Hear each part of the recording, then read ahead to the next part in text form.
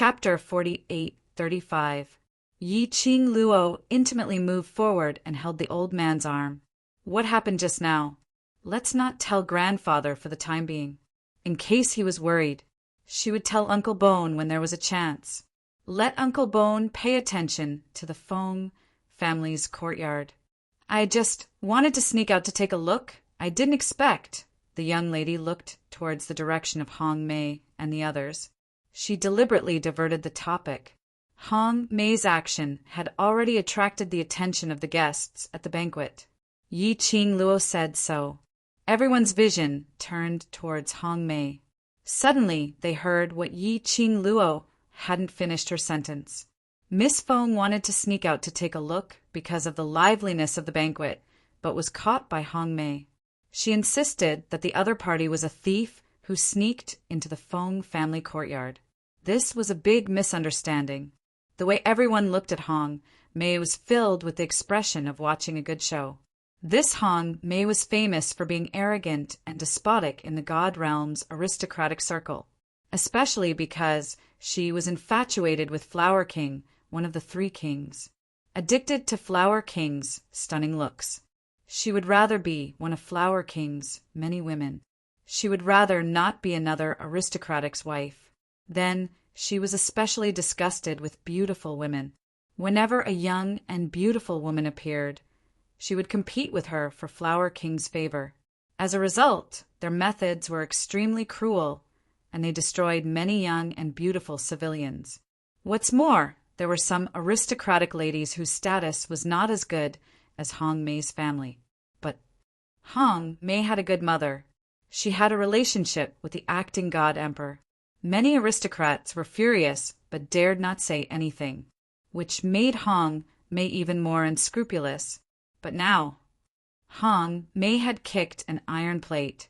The enchanting beauty who was thought to be easy to bully. She became the miss of the Feng family, who was doted on by the Feng family. Could Hong Mei still rely on her mother's power to survive? Hong Mei, who was stared at by all kinds of strange gazes, felt cold all over and stood stiffly on the spot. She could clearly feel the mockery from the crowd, as well as the anticipation of a good show. She wanted to get angry. She wanted to roar. She wanted to scold those guests who wanted to laugh at her. But her body was stiff and she couldn't even say a word. His throat seemed to be blocked by something. It was difficult for her to breathe, and her exquisitely made-up face was flushed. No, impossible. How could that bitch be Miss Feng? But the girl standing next to the majestic Feng family master. The fiery red dress was as enchanting as fire. It made the young girl's enchanting face look even more alluring. Her long and narrow eyes were curved and watery. The girl just stood there, her pink lips curled up into a faint smile. Languid, overbearing, insufferably arrogant.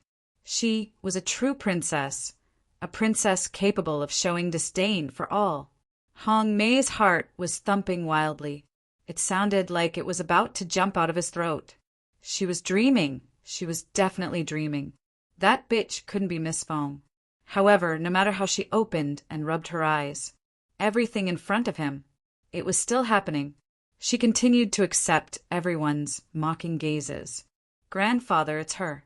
When I just entered the Feng residence, she led that group of people to block my way and even tried to kill me in the Feng residence. Sob, sob, sob. Yi Qing Luo held Feng family master's hand and smiled sweetly. But the words that came out of her mouth were full of grievances. Hong Mei was so angry that her expression changed. Chapter 48:36. You still have the cheek to mock me for having my family to back me up? What you're doing now, how are you any better than a 3-year-old? He was a slut who would complain to his elders if he couldn't win, and let his family back him up. How dare he say that to her? Yi Qing Luo's long and narrow eyes curved as she smiled brilliantly, teasingly and provocatively spat out the words. You have a backer, but you don't use it, you're a fool. He didn't want to complain. How was he going to make her hate him? Kill him? Feng clan master's face suddenly darkened. His gaze was sharp as he coldly glanced at Hong Mei. Miss Jiang. His voice was dignified, cold, and dignified. I don't know how my granddaughter offended you. You pestered her again and again. And you even insulted my most beloved granddaughter at such an important moment of the Feng family's banquet? What's more, he wants her life. His questioning tone caused the atmosphere of the entire banquet to tense up. Jiang, Hong Mei's surname. In other words, the God Realm. *T nobility. When Feng clan master said the word Jiang. In the VIP area, a middle-aged couple immediately stood up. Master Feng, please calm down. Feng family master laughed angrily. The good daughter you taught dares to make trouble so wantonly at my Feng family's banquet. You even pestered Miss Feng endlessly. Do you want me to calm down now? He directed his anger there. The Shi couple said, Tell me, what is the purpose of the Feng family's banquet today? It was a banquet set up for their Feng family's little princess, even if he didn't know where this little princess came from. However, the Feng family's master was willing to hold a banquet to let the entire realm of gods know of the existence of the little princess. That was because they valued him highly enough. Moreover, looking at the doting and kindness of Feng clan master to the girl, it was completely obvious. How much did Patriarch Feng dote on that girl? Jiang this Shi couple knew, but he didn't dare to say it. Feng clan master didn't ask further. He sneered, and his dignified and cold eyes stared at Jiang Qin oppressively. Shi couple, now I'm a little suspicious. Is Miss Jiang doing this under the orders of your Jiang family? Jiang the Shi couple's expression changed. Feng family head, this matter has absolutely nothing to do with our Jiang family. Everything is because this rebellious daughter is not sensible. Jiang the Shi couple immediately strode toward Hong Mei and kicked her. Kneel down and apologize to Miss Feng. Hong Mei sprawled on the ground as his eyes stared deadly at Yiqing Luo. His hands were clenched into fists and his face was twisted. Apologize? Make her apologize to that bitch? No, absolutely not. She retorted unwillingly. She never said that she was Miss Feng. I didn't know at all. I saw her sneaking around the Feng family. I was just worried about the safety of the Feng family. Feng family master sneered angrily. Jiang family, you raised such a good daughter. I'm afraid my Feng family can't tolerate you great Buddhas. Patriarch Feng. The Shi couple's faces turned pale. The Feng family was going to expel the Jiang family. Sever ties with the Jiang family. If the Feng family and the Jiang family became enemies, this also meant that the Jiang family status in the realm of the gods would plummet. Countless aristocrats would give face to the Feng family and sever ties with the Jiang family. Madame Jiang's face was pale as she spoke carefully. Patriarch Feng, this is merely a joke between the younger generation. Hong Mei is just thinking of the Feng family's safety.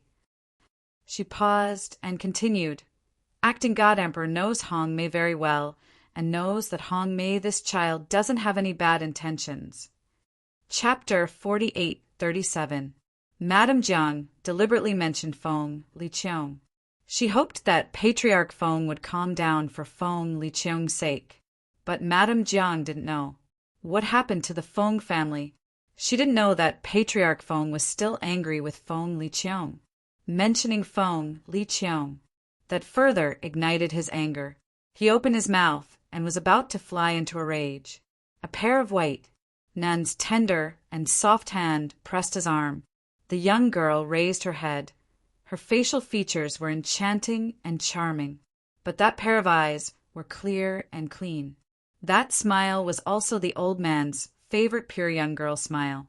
It was like a warm breeze caressing the old man's face, easily soothing the anger in his heart. Grandfather, such a small matter. It's not enough to make you so angry. Yiqing Luo smiled softly. Don't get angry, I will be worried. The young girl's gentle words, just a few simple words. This calmed down the furious old man's expression. Yiqing Luo smiled as she rubbed his arm, Leave this matter to me to handle. All right, no matter what you want to do, grandfather will support you. Patriarch Feng's words unconsciously told everyone that he doted on Yi Qing Luo and Yi Qing Luo's position in the Feng family. Yi Qing Luo curved her charming eyes. Grandfather is the best. Softly acting coquettishly made the old man smile. The displeasure he felt just now was completely gone. Yi Qing Luo coaxed grandfather, then raised her eyes, narrow and charming eyes, looked at Hong Mei who was lying on the ground. Madame Jiang saw that the matter was handed over to a young girl like Yi Qing Luo to handle. That was compared to Patriarch Feng, that kind of stubborn old man. It was much easier to deal with. Madame Jiang put on a kind smile, went forward and smiled at Yi Qing Luo. Miss Feng, Hong Mei is just joking with you. Miss Feng is so beautiful. I think you must be a kind woman. Today is a banquet specially arranged for you. You don't want your reunion banquet to be ruined by such a small matter. I will let Hong Mei apologize to you, and you will forgive Hong Mei. Everyone will be happy. How about that? Madame Jiang thinks I am easy to bully? The young girl ignored Madame Jiang's smiling face. Her voice was clear and cold. The girl's enchanting eyebrows arched upwards, looking very noble and elegant. She curled her lips and smiled casually. Joking? Madame Jiang likes to joke around so much. Why don't her Feng family play a few more with you? Who does Hong Mei think she is? You want me to forgive you just because you apologized to me? It was just a few short sentences. He was born with nobility and disdain. It was emanating from his bones. It was also completely untouched. The nobles didn't have any face at all. Jiang the Shi couple's faces were as black as the bottom of a pot. At this moment, suddenly, a voice came from the other end of the banquet avenue. Is this the atmosphere of the reunion banquet? There was a hint of ridicule in that voice. Soon after, everyone saw a dark blue embroidered robe with an enormous dragon on it, baring its fangs and brandishing its claws, making that person look handsome and dignified. With one hand behind his back, he walked calmly. When they entered the banquet, all the guests stood up. Acting Divine Emperor. Who would have thought that the acting God Emperor would come personally? It seemed that the Feng family really cared about this little princess. Everyone was excited. Why is he here? Feng family's patriarch frowned. Looking at Feng Li Qiong striding towards them, he lowered his voice. Little Luo, it's you? Feng Li Qiong was poisoned by Yi Qing Luo. She had been lying on the bed, unable to move. Chapter 48:38. The head of the Feng family also had the intention of confining Feng Li Qiong for a few days, so that she could put all the messy things in her mind to the back of her mind. So he didn't allow Yi Qing Luo to cure Feng Li Qiong. Today's banquet. He didn't plan on letting Feng Li Qiong participate either, but Feng Li Qiong had arrived. Moreover, he seemed to be in high spirits. Obviously, he was in excellent condition. Other than Yi Qing Luo, no one else could cure him. Little uncle wants to come. Yi Qing Luo's charming eyes curved. After all, this is my reunion banquet, and currently he is also my godfather. Of course, I'll get the stage. He. Feng clan master frowned. This brat, I don't know what he will do. Little uncle is the acting god emperor. With his status, the banquet has already started. How could he cancel the banquet at the last minute? Yi Qing Luo wasn't worried that Feng Li Qiong would do that. To youngest uncle, protecting the Feng family and protecting God Emperor's reputation is the most important thing for him. Therefore, even if he really wanted the so-called treasures of the Feng family, he had been suppressing the restlessness in his heart. He was only secretly searching for the Feng family's treasures in a way that would not harm the Feng family. Feng family, Lord glanced at Feng Li Qiong and snorted a few times. You're too soft-hearted. If that bastard does anything to embarrass you later, don't blame me for not giving face to his acting Shen Huang. His words were full of disdain, but the old man was obviously very happy. This reunion banquet, Naturally, it was best for the Feng family to be present. A family should be neat and tidy. Feng Liqiang strode to Feng clan's lord's side, then turned around and faced the guests. "Isn't this a banquet? Why are you all standing there?" "Be uncle!" Suddenly, Hong Mei burst into tears. "Uncle, save me! Save me!" Hong Mei scrambled to her feet and pounced at Feng Liqiang. "Uncle, Miss Feng wants to kick me out of the banquet. You have to save me. I don't want to be kicked out." She still had a bet with Yiqing Luo. If he was really chased out, how could she have the face to live in this world? A figure suddenly appeared and knelt in front of Feng Liqiang. The Jiang couple were frightened out of their wits. When he saw Feng Liqiang's gaze shift to Hong Mei, he was startled. Madame Jiang had to grit her teeth and took the lead to take control of the sovereignty. Acting Shenhuang, Hong Mei is just thinking for the safety of the Feng family. There is no malice. There is no need to make the younger generations play so stiff. Hong Mei sobbed and pinned all her hopes on Feng Liqiang. "Uncle, Mayor knows she was wrong. May or won't mess around again. Uncle, please forgive Mayor this time." Feng Liqiang's eyes widened. Feng Liqiang's brows creased slightly as she lowered her head to look at the young lady by her feet, and then glanced sideways at Yiqing Luo, as though he wanted to see what Yiqing Luo's attitude was. Yiqing Luo knew what Feng Liqiang meant. Although Feng Liqiang would not do anything to tarnish the reputation of the divine emperor and the Feng family, but that didn't mean he wouldn't deliberately target her. After all, for her, Feng Liqiang still felt uncomfortable, no matter what she showed. Feng Liqiang would protect Hong Mei. Yiqing Luo simply curled her pink lips and smiled sweetly. "I didn't expect Miss Hong Mei to be Godfather's niece. In this way, you can be considered as my cousin." When she said the words Godfather and cousin, the young lady deliberately emphasized the tone of her words, revealing some meaningful ridicule. Chapter 48-39. Feng Liqiang's face turned slightly red from the two forms of address. The feeling of being called godfather by his own niece was really awkward, especially when he heard his own niece mentioning another niece in a mocking tone.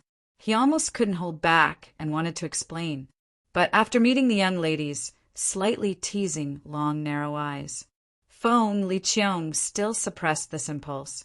Immediately after, he heard Yiqing Luo's extremely generous voice, leisurely. "In addition, Cousin Hong Mei is one of the flowers in the Flower King's backyard." He didn't know if the young lady did it on purpose. She intentionally mentioned one of the Flower Kings in the backyard, full of sarcasm. However, the young girl was full of smiles, like a blooming flower, bright and beautiful. There was no fault to be found. "After all, I am beautiful and kind-hearted, so I won't haggle with Cousin Hong Mei." Yiqing Luo touched her own face. "Where is she?" "Stay and attend my family reunion banquet." The meaning of her words was to let the Jiang family's aristocrats off. He was obviously humiliated in front of everyone with a smile on his face, and politely. Hong Mei was forced by her own parents to bow and thank them. He was extremely lowly. Hong Mei was so angry that her face was twisted. However, he still avoided giving thanks and apologies that were as humble as dust. Yiqing Luo waved her hand in a lofty manner. "It's all right. I hope Cousin Hong Mei can open her eyes and use her brain." Immediately after, her charming eyes turned to Feng Liqiang. "Is Godfather satisfied with the way I handled it?" Feng Liqiang's face darkened. His face was cold and his eyes were icy cold, but the words he spoke were warm, which didn't match his expression. "Qing Luo is now the Feng family's miss. No matter what you do, you have your own judgment. Godfather will not obstruct you. Do whatever you want to do." That sentence was telling Yiqing Luo she could deal with the Jiang family's aristocrats however she wanted. He wouldn't interfere. She didn't need to give him face. But was Feng Liqiang really so kind? Yiqing Luo didn't believe it. That rotten old man of his is very bad. Who knew what game he was playing? In any case, it was right not to listen. Feng Liqiang's words caused Hong Mei, who had been kneeling on the ground, to go limp. The Jiang couple were so frightened that they almost knelt down. If the acting god emperor didn't care about them, their Jiang family would really be destroyed in a day. But fortunately, Yi Qingluo didn't change her mind because of Feng Liqiang's words. She only curved her pink lips into a peerlessly beautiful smile. Then it's decided. Mr. and Mrs. Jiang were right about one thing. Grandpa cares a lot about the reunion party. There's no need to affect Grandpa's and my mood for the unimportant people and trivia. She took Master Feng's arm and smiled at him intimately. Grandpa, am I right? Little Luo is right. Whatever little Luo says is right. Patriarch Feng doted on him unconditionally. Yi Qingluo's smile became even more joyous. This episode. And so the curtains fell. Feng clan master glanced at the Jiang clan's aristocrats and waved his hand. He gestured for them to return to their positions.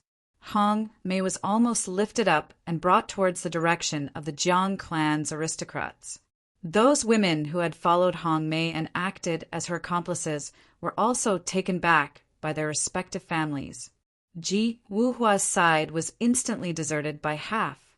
Ji Wuhua leaned lazily on Feng Zhongqing's shoulder as he gave a devilish smile. TSK, this little witty girl. I really like her more and more. Chapter 4840. With just a few words, she not only suppressed the purpose of the acting emperor, but also made the nobles of the Jiang family, as well as me, owe her a big favor. Ji Wuhua, who was covered in fleas, arched his back and said, I can guarantee that she is definitely not someone who will let things go peacefully. I'm afraid there are more exciting things waiting for Hong Mei. She's your woman. Don't you feel sorry for her? Feng Zhongqing glanced at him. Beauty, I feel sorry for her. Ji Wuhua smiled faintly. Unfortunately, she's not a beauty anymore. So, what was there to feel heartache about? His voice started to sound like horse fleas as he twisted his body. Miss Qingluo is the most compatible with me. The more I see Miss Qingluo, the deeper my feelings towards her. Don't even think about it, Feng Zhongqing said lightly. She can't possibly like you. How could there be a woman in this world who doesn't like me? Ji Wuhua abruptly sat up straight as he caressed his own face with one hand. Say, what kind of person do you think is able to attract Miss Qingluo's attention? He sighed. I'm so good looking, but Miss Qingluo doesn't even fancy me. Don't tell me there's a man who is better looking than me in this world. Feng Chongqing. He turned his head away with an expression that said, I don't want to talk to this idiot. However, when Feng Zhongqing slightly lowered his eyes, the gentle face had a hint of melancholy that flashed for a moment before disappearing. Hong Mei returned to her seat. There were also sounds of ridicule coming from all directions. It was especially so for the noble lady who was not used to seeing her. She sneered. Some people are really bold. I'm afraid they didn't bring their eyes when they went out. They didn't even recognize the high and mighty Miss Feng. Not only did I not bring my eyes, I didn't bring my brain either. Does she have a brain? Ha ha ha.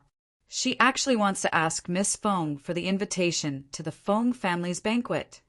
She is the miss of the Feng family, the little princess that the master of the Feng family dotes on.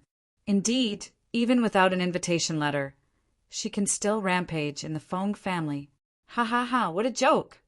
Be it the lower realms or the god realm, a person's bad nature would never change. When a wall is down, everyone gives it a push. Even if Miss Feng was merciful and forgave Hong Mei. But the impact of this matter on the nobles of the Jiang family was not insignificant. Even if they could still stand firmly among the ranks of nobles.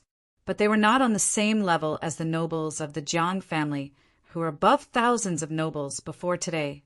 Hong Mei was so angry that she wanted to explode. However, the Jiang couple glared at him. Do you think you haven't caused enough trouble? if it wasn't for the fact that they were at a banquet. They all wanted to beat this evil woman to death. After the episode, Patriarch Feng followed the procedure. He introduced Yi Qing Luo to the public once again. Everyone's congratulatory and praising voices rang out continuously. The banquet officially began. The group of people ate, drank, and had fun. They were very carefree. Yi Qing Luo had been obediently following beside Patriarch Feng, allowing Patriarch Feng to present her like a treasure, introducing her to numerous aristocrats. He accompanied her for a few drinks. Yi Qing Luo's cup was replaced by tea. A group of people gathered around a table. Yi Qing Luo was introduced. It was one of the 5 great aristocratic families, the Xin aristocratic family. The other party was also a grandfather and a grandson. Obviously, the old man on the other side had a good relationship with Patriarch Feng. The two of them drank a few cups of wine. Old Xin began to inquire, "Where did Patriarch Feng deceive this granddaughter of yours? She looks so beautiful. I wonder if she is married." The moment these words came out. Chapter 48-41. The Shen family wanted to be in-laws with the Feng family. Eldest young Master Shen's complexion was like a jade crown, and his looks were rather handsome. His thin lips curled into a modest and polite smile as he spoke to Yi Qing Luo. "I am Shen Qiqian." Old Shen's eyes were filled with benevolence as he looked at his grandson mockingly. "This boy of mine has long reached the marriageable age. I am worried sick for him. But this child is arrogant and doesn't fancy any lady. Today when he saw Miss Feng, he couldn't take his eyes off her." Shen Qiqian's face was slightly red, but he still had a modest smile as he looked at Yi Qing Luo gently. That gaze was as tender as water, as though he wanted to drown Yi Qing Luo in it. Yi Qing Luo couldn't help but shudder, if it wasn't for the inappropriate occasion. She still wanted to roll up her sleeves and rub the goosebumps. The sudden topic made Feng family's patriarch's expression changed slightly. He heard that his grandson already had someone in his heart, but he had never seen that man before. Who knew if it would be like Feng Gu in the past? He might not even acknowledge the existence of that man. So Feng family's patriarch would absolutely not mention anything about Yi Qing Luo already having someone in her heart at this moment. But it was also impossible to agree to old Shen's idea of marriage. "Shen Qiqian, how dare you snatch her from me?" Ji Wuhua slammed the table and stood up with his eyes wide open. "You don't even look half as good as me, and you still want to pursue Miss Qing Luo? Aft." Saying that, he rolled up his sleeves and was about to rush over. Feng Zhangqing pulled him back. "Don't mess around. Patriarch will not agree." "No, I want to go up and declare my sovereignty. Miss Qing Luo will only be mine." Ji Wuhua struggled. Feng Zhangqing stared at his exaggerated expression and couldn't bear to hurt him. "I believe that if you rush up now, the only result will be being kicked out by Patriarch." The entire God Realm, who didn't know his Ji Wuhua's nickname? With Feng family's patriarch's attitude of pampering Yi Qing Luo, he knew that he was coveting Yi Qing Luo. Feng family's patriarch was already being merciful if he didn't chop him to death. Ji Wuhua stopped struggling and turned to stare at Feng Zhangqing. "It's not suitable for me to rush up, but you can." Feng Zhangqing was taken aback. Then he thought of something. He pursed his lips and hesitated for a long time before saying, "I have something to tell you. Young Master Shen, right?" A clear and cold voice broke the discussions at this moment. It also stopped Feng Zhangqing from saying anything else. The girl in the fiery red dress curved her pink lips slightly, and her beautiful smile was like a blooming rose. The lines at the corners of her eyes were mesmerizing. Shen Qiqian's heart was stirred by this glance and this smile. "Yes, yes," the girl smiled. "It's only the first time I've met young Master Shen. Isn't it a little too casual to talk about love?" Old Shen's expression froze when he heard that. Shen Qiqian's expression also changed slightly. However, the girl was smiling, polite and gentle. It was impossible for anyone to be angry at her. Shin Qiqian hurriedly said, No, because I fell in love with Miss Feng at first sight. Love at first sight!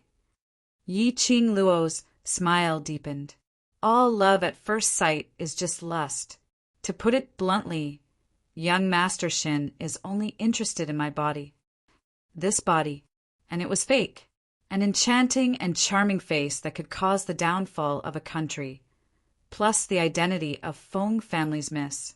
Chapter 48-42. Probably half of the people present had fallen in love with her at first sight. Shin Qiqian was stumped by Yi Qing Luo's words. Patriarch Feng interrupted in time. All right, these matters should be decided by the juniors themselves. He looked lovingly at the young lady next to him. I have nothing more to ask for now. I only hope that my little Luo can be happy. Old Shin laughed out loud as he patted Shin Qiqian's shoulder. Did you hear that?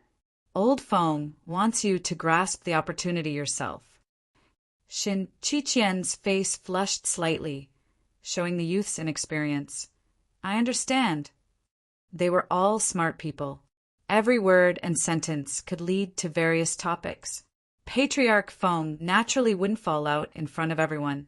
Shin Qiqian's eyes were filled with tenderness as he looked at Yi Qing Luo with a modest and warm smile. Miss Feng, I will use time to prove my sincerity. Yi Qing Luo. She wanted to vomit. To tell the truth, she didn't want to expose Shin Qiqian's modest mask. No matter how young and inexperienced Shin Qiqian appeared, no matter how tender he was, she could see the greed and yearning in Shin Qiqian's eyes. To put it bluntly, he got close to her because of her identity as the Feng family's miss. Plus, this face. Of course, even without this face, Shin Qiqian would come over. His motive was too strong. Yi Qing Luo was just about to put on a smiling face. Suddenly, a voice was heard from not far away. Sincerity in time. We don't need to trouble eldest young Master Shin. Feng Liqiong walked over slowly. He squinted his eyes dangerously as he looked at Shin Qiqian with a faint smile. Our little Luo already has a fiancé. What? Shin Qiqian frowned in shock. How is this possible? Why is it not possible? Feng Liqiong scoffed lightly as he strode to Yi Qing Luo's side. Yi Qing Luo looked sideways as she stared at Feng Liqiong's face. He secretly reached out to his waist and pinched him hard. What is the meaning of this, foster father? Feng Liqiong's expression remained unchanged as he straightened his back and looked towards the direction of the guests. Changqing, come over. Feng Changqing rose to his feet. Ji Wuhua grabbed his arm. What do you mean? Feng Zhangqing shook his head imperceptibly, a complicated look in his eyes. He walked to Feng Liqiong's side. Feng Liqiong pushed Feng Changqing in front of Yi Qing Luo and smiled lovingly. Little Luo, this is your future husband. Yi Qing Luo, Patriarch Feng, Ji Wuhua, everyone. What the F***, what the hell? Feng Changqing, her future husband? The corners of Yi Qing Luo's mouth twitched as she tried hard to calm down the emotions on her face. Godfather, I think you should think carefully before you speak. The arc of that smile was filled with danger. Feng Liqiong's expression did not change. Since ancient times, marriages have always been arranged by the parents and arranged by the matchmaker. I've watched Changqing grow up, so his character is naturally trustworthy. Marrying him is definitely the best choice. Feng Liqiong, Feng clan master, was shocked by this change, and he was so angry that he gritted his teeth. This unfilial son, she just wouldn't let him be at ease.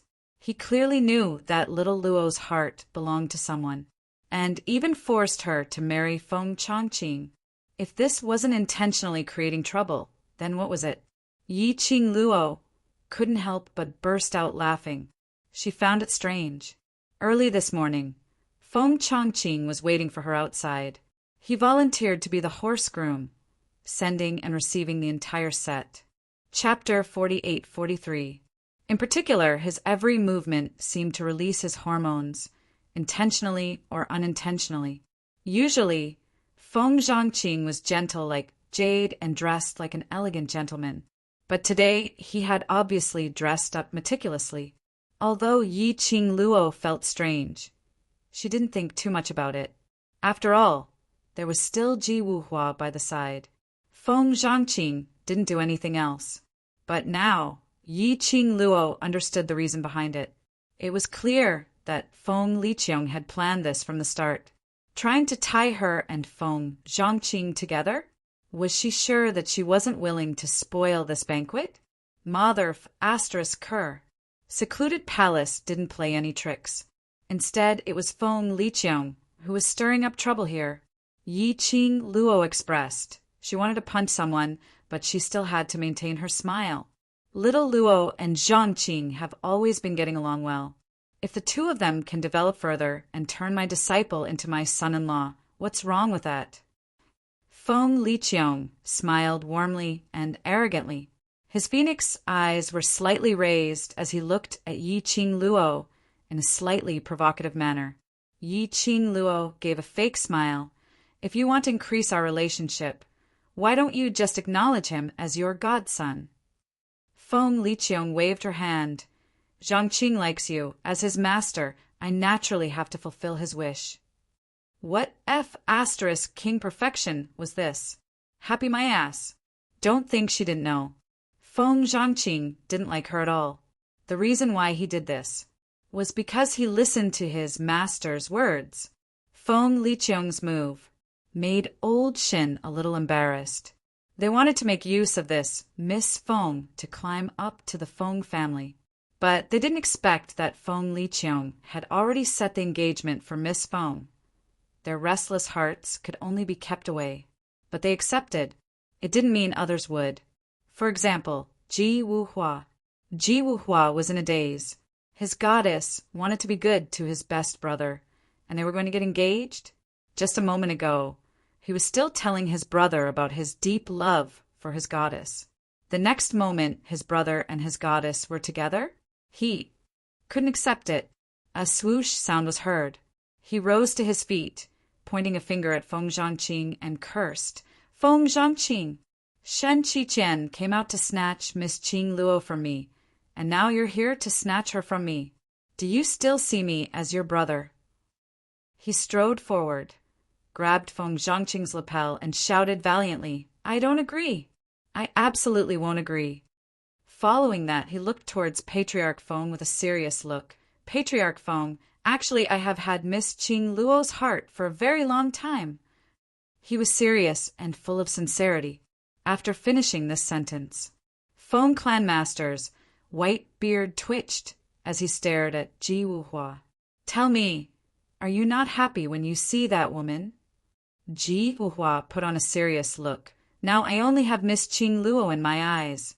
As long as Patriarch Feng is willing to betroth Miss Qing Luo to me, those ladies in my 100 flower gardens are willing to dismiss Miss Qing Luo.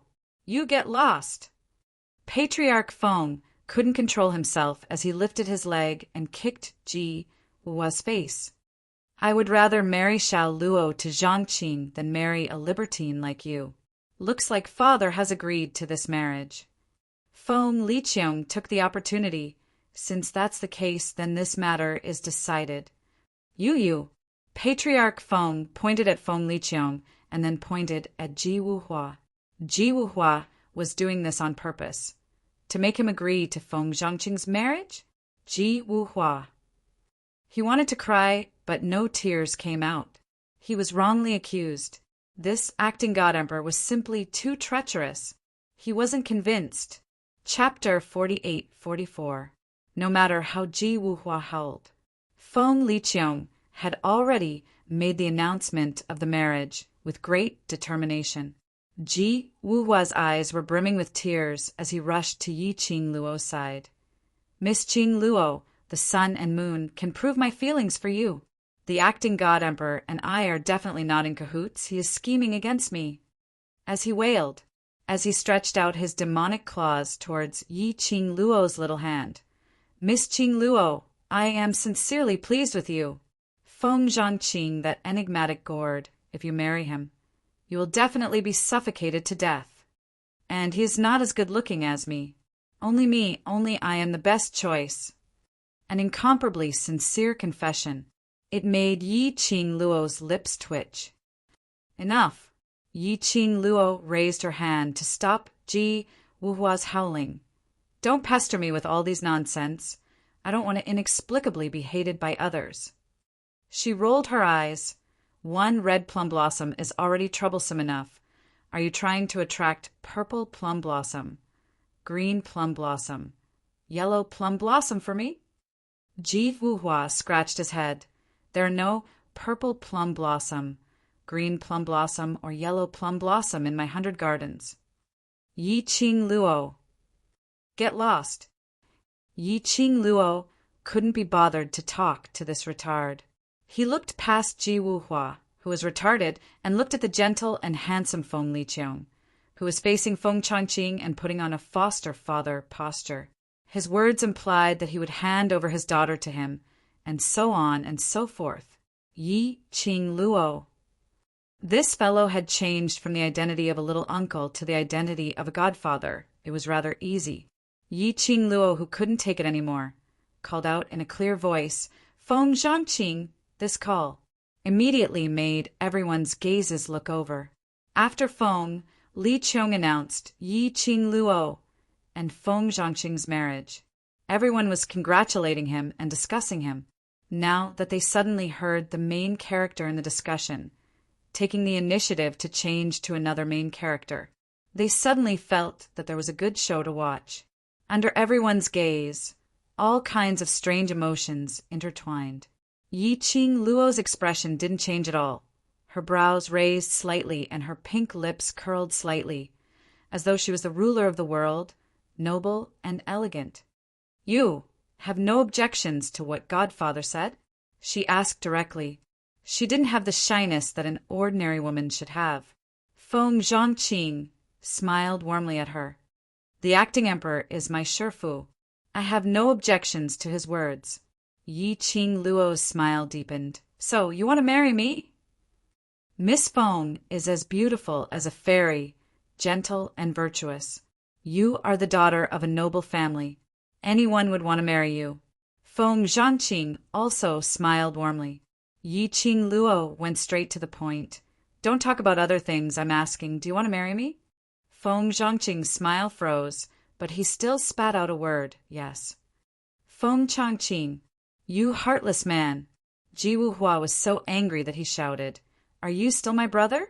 You obviously know that I love Miss Qing Luo deeply, and you still dare to butt in. Yi Qing Luo. Was the word heartbreaker used in this way? She adjusted the expression on her face to avoid being affected by that retarded Ji Wuhua.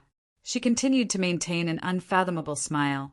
Her gaze was clear and calm as she met Feng Zhangqing's eyes. But I don't want to. She raised her eyes and looked at Feng Liqiong. Godfather and grandfather dote on me so much. Do you really bear to force me to marry someone I don't like? Nonsense. Feng Liqiong flicked her sleeves. What's there to say about liking or not? After getting along for a long time, you will naturally like him. Chapter 48-45. No matter how long we get to know each other, I won't like him. Yi Qing Luo's tone was calm. My heart already belongs to someone. I don't need Godfather to worry about me. Feng Liqiong's face darkened. Your heart belongs to someone else? Tell me, who does your heart belong to? Yi Qing Luo's pink lips curled into an arc, contrasting with her long and narrow eyes. The corners of his eyes were raised, tainted with a hint of shimmering evil charm. I'm afraid my foster father won't want to know who my heart belongs to. Her hand gently rested on the back of Feng Clan's master's hand. Presumably, grandfather will not be willing to let me get married so early. Feng family master was just about to step forward and speak for his baby grandson. Feng Liqiong's voice grew cold as she barked. You're simply making trouble. Do you have anyone in your heart? How could I not know? Changqing was not an outsider. Even if you get married, you'll still be living in the Phoenix Mansion. What's there to be reluctant about? Yi Qing Luo. Was this guy determined to blow things up? She didn't want to ruin the reunion banquet. That was why he didn't flare up. Was little uncle doing this on purpose?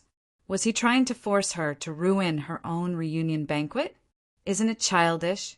Hashtag what should I do with a childish little uncle who keeps messing around? Can I throw it away after beating it up? I'm waiting online, it's urgent. Yi Qing Luo could roughly guess Feng Licheng's motive. First of all, it was just that she was Feng Ji's only daughter. She was the daughter of the man he called a beast. Secondly, perhaps it was so that he could control her better. Feng Zhangqing was his man. If she was really engaged to Feng Zhangqing, in that case, she would stand on his side because of Feng Changqing. In the end, Feng Licheng still hadn't given up on the idea of finding the Feng family's treasures.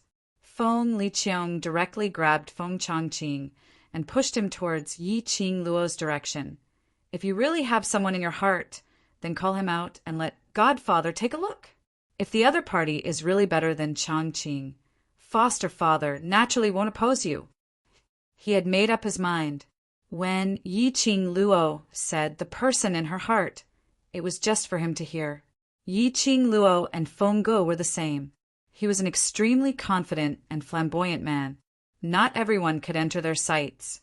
Back then, if it wasn't for that man who used special methods, how could Feng Ge be so loyal to him? Yi Qing Luo looked at Feng Licheng's slightly gloomy, handsome face as a sliver of fury gathered in her eyes. She guessed that he might be thinking about how Feng Ge had risked her life for love. He wanted to get rid of the thorn in Feng Licheng's heart. It seemed that it would take a long time. Before that, where was she going to find her lover? To be honest, she wanted to see the person in her heart more than anyone else. Her Xian had disappeared for a long time. She remembered. Uncle Bone had said that before. Xian should be investigating something in the God realm. She had been kidnapped to the divine realm.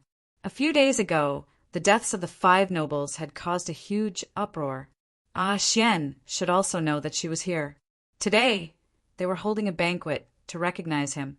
It could be said that there was no one in the God realm who did not know of her name, Feng Qing Luo.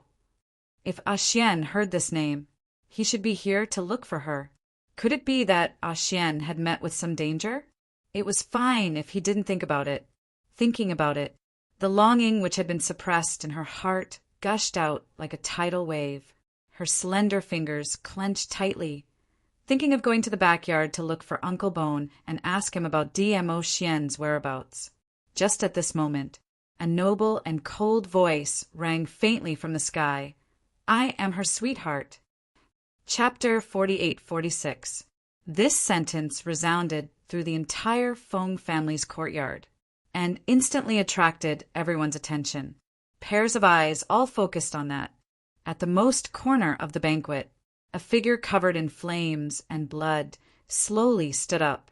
His red robe was like a blazing fire, flickering with brilliant light. A head of ink-black hair was fixed by a simple but luxurious jade crown. When that man raised his head, his cold and solemn face was exposed to everyone's eyes, pitch-black eyes like a whirlpool emitting a chilly aura. His body moved slightly. He had already turned into a red arc passing through midair, landed in front of Yi Qing Luo. Slender arms, directly wrapped around Yi Qing Luo's shoulders, like a fiery red robe, contrasted with the young lady's blazing long dress, actually made the both of them dazzling. Red, clear pavilion. Pavilion master? Someone recognized that man's appearance and immediately stood up in shock. A soft call immediately caused numerous people to exclaim. One by one, they looked at that cold-faced man in astonishment. Red, clear pavilion. That mysterious force that shuttled through the upper realms. Although they heard Red Clear Pavilion Master was someone from the Heaven Realm, but he was able to make the god realm completely unable to grasp him. It was as if the head of a dragon was nowhere to be seen. Unexpectedly, the pavilion master of Red Clear Pavilion actually appeared at the Fong family's reunion banquet, and Red Clear Pavilion master even self-exposed that he was Miss Feng's sweetheart. Not only the surrounding guests were in disbelief, even Fong family's patriarch and Fong Liqiong were stunned. Little Luo. Your sweetheart? Fong family's patriarch asked in disbelief. Impossible. Fong Liqiong frowned. Red Clear Pavilion master and little Luo have no interaction. How could he possibly be little Luo's sweetheart? If little Luo's sweetheart, he is obviously at the banquet. Why hasn't he appeared? His gaze was like a torch, bringing out the prestige of the acting god emperor, majestically staring at this expressionless, cold-faced man in front of him. Red Clear Pavilion master. This existence that even the god realm had a headache. He had been the acting god emperor for so many years. He had yet to see this so-called Red Clear Pavilion master. The current Yi Qing Luo had a dazed look on her face. She didn't expect this at all. Chu Wuxin had actually appeared here. Yes, Zhu Wuxin. This person who had suddenly rushed to her side was precisely the pavilion master of the Red Clarity Pavilion, Zhu Wuxin. Why are you here? Yi Qing Luo's slender brows creased slightly as she stretched out her hand to push Zhu Wuxan. The man slightly lowered his cold eyes. His pupils were as deep as ink, reflecting the young girl's enchanting and flirtatious appearance. His arm exerted more strength to stop Yi Qing Luo from struggling. If you don't want to marry that kid, then don't move. Yi Qing Luo's brows creased even more tightly. Grabbing Zhu Wuxian's arm, she exerted force and broke free from his embrace. In the young girl's eyes, there was obvious displeasure. She hated his touch. She did not want her body to be tainted by his scent. Zhu Wuxin's eyes dimmed little by little. It was like the light of hope was extinguished bit by bit. Little Luo, what is going on? Fong Liqiong naturally could tell that the atmosphere between Yi Qing Luo and Zhu Wuxian wasn't the kind of sweet lovers. Yi Qing Luo's expression obviously wasn't very good. She's throwing a tantrum with me. Zhu Wuxian spoke in a serious tone with an expressionless face. She's blaming me for not coming to look for her for such a long time. Following that, he looked towards Fong family's patriarch as his expression turned slightly gentler. I hope Patriarch Fong can forgive me for not paying a visit for such a long time. Chapter 48-47. Patriarch Feng's expression was strange, as he didn't know how to answer Zhu Wuxian's question. He only shot a puzzled look at Yi Qing Luo.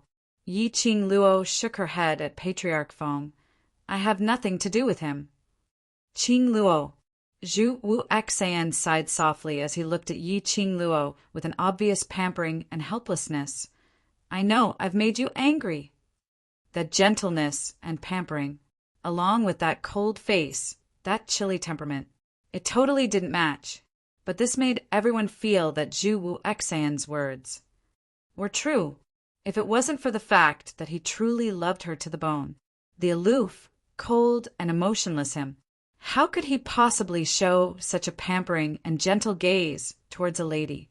After all, everyone present had heard of the reputation of the Red Clear Pavilion's pavilion master.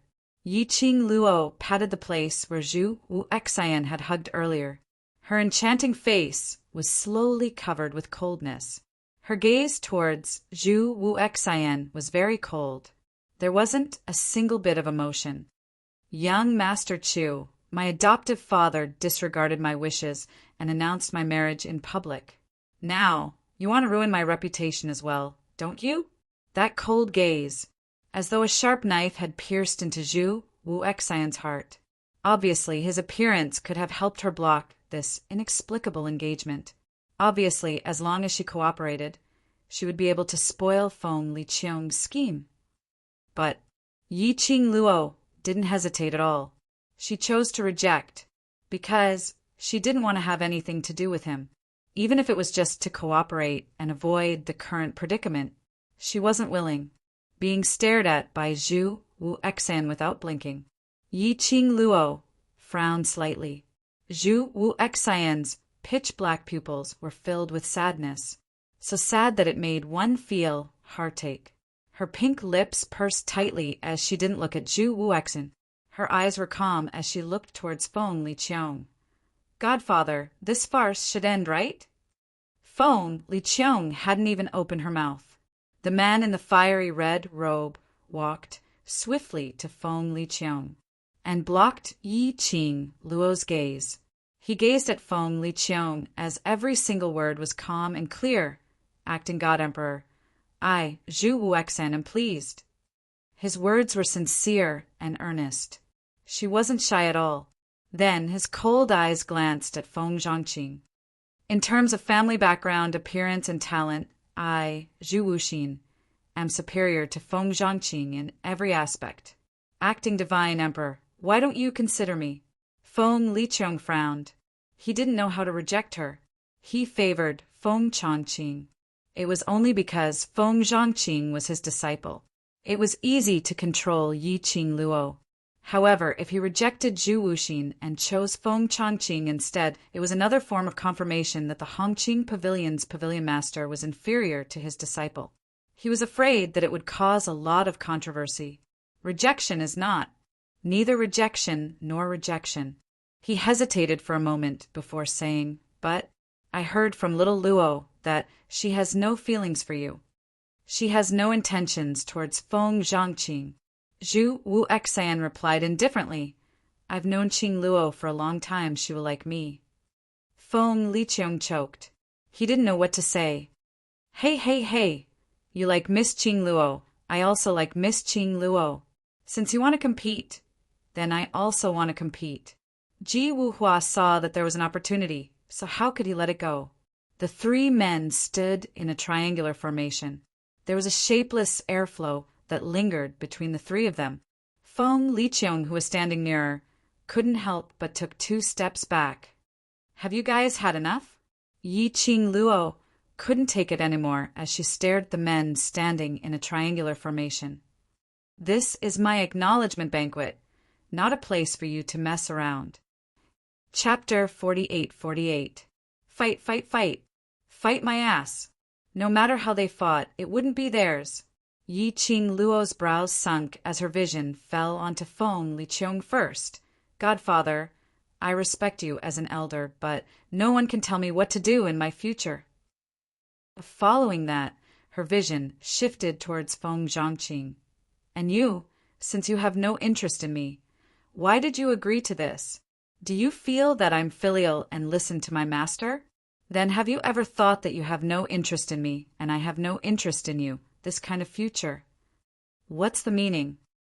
She paused slightly as her vision fixed on Ji Wuhua. There's a possibility that you might even lose your best brother. Is this really what you want? Feng Zhangqing's pupils constricted abruptly. A trace of pain flashed past his gentle face. Right. Ji Wuhua immediately raised his arm. You're a heartless man who deserves to be cut into 1,000 pieces. You really hurt my heart. You obviously know that Miss Qing Luo is my goddess, but you actually agreed to the acting god emperor's request. Shut up. Yi Qing Luo stared at him. You're the most reckless one. Whoever you meet, you're the womanizer. You still have the face to come here to create trouble. Ji Wuhua's earlier valiant and high-spirited attitude as he clamored at Feng Zhangqing instantly softened. He was totally stunned. I'm sincere. He felt wronged. How was he a womanizer? He was just a philanthropist. Towards every beauty, he treated them sincerely. Moreover, every beauty followed him willingly. Who asked him to be so good-looking? How could this be considered as womanizer? Ji Wuhua was indignant. Yi Qing Luo saw through Ji Wuhua's thoughts with just one look as she gave a fake smile which didn't reach her eyes. This fellow was a total scumbag. So thoroughly scumbag. And he even licked his face to show that he was sincere. Sincere, my foot. He was a peacock, very bad. Yi Qing Luo couldn't even be bothered to ridicule him as her vision directly turned towards Zhu Wuexin. Lastly is you. The moment the young lady's gaze fell onto him, the man's icy cold eyes surfaced a trace of gentleness. His entire body tensed up as he straightened his back, like nervousness. It was rare for the girl to look him in the eye. It was a joy that came from the bottom of his heart. From his eyes, he couldn't conceal his love for Yi Qing Luo. Such deep love. However, it did not move the young girl.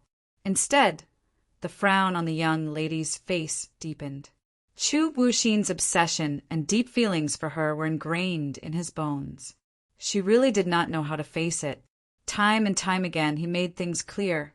However, she still couldn't stop this man from appearing in front of her. As for Zhu Wuxin, Yi Qing Luo's feelings were complicated. This feeling had nothing to do with the feelings between a man and a woman. It was just pure heartache for Zhu Wuxin. For the time being, it should be called heartache. Yi Qing Luo took a deep breath and suppressed the excess emotions. Her face turned cold as she said indifferently, "Young Master Chu, I've already said what I need to say very clearly. Do you know that your pestering will only make me very annoyed?" The girl's clear voice was as cold as a knife, piercing straight into people's hearts. Zhu Wuxian's face suddenly turned pale. Yi Qing Luo's voice wasn't considered loud, but Feng Liqiang and Patriarch Feng, who were at a close distance, heard it clearly. After hearing the young lady's heartless words, both of their expressions changed slightly.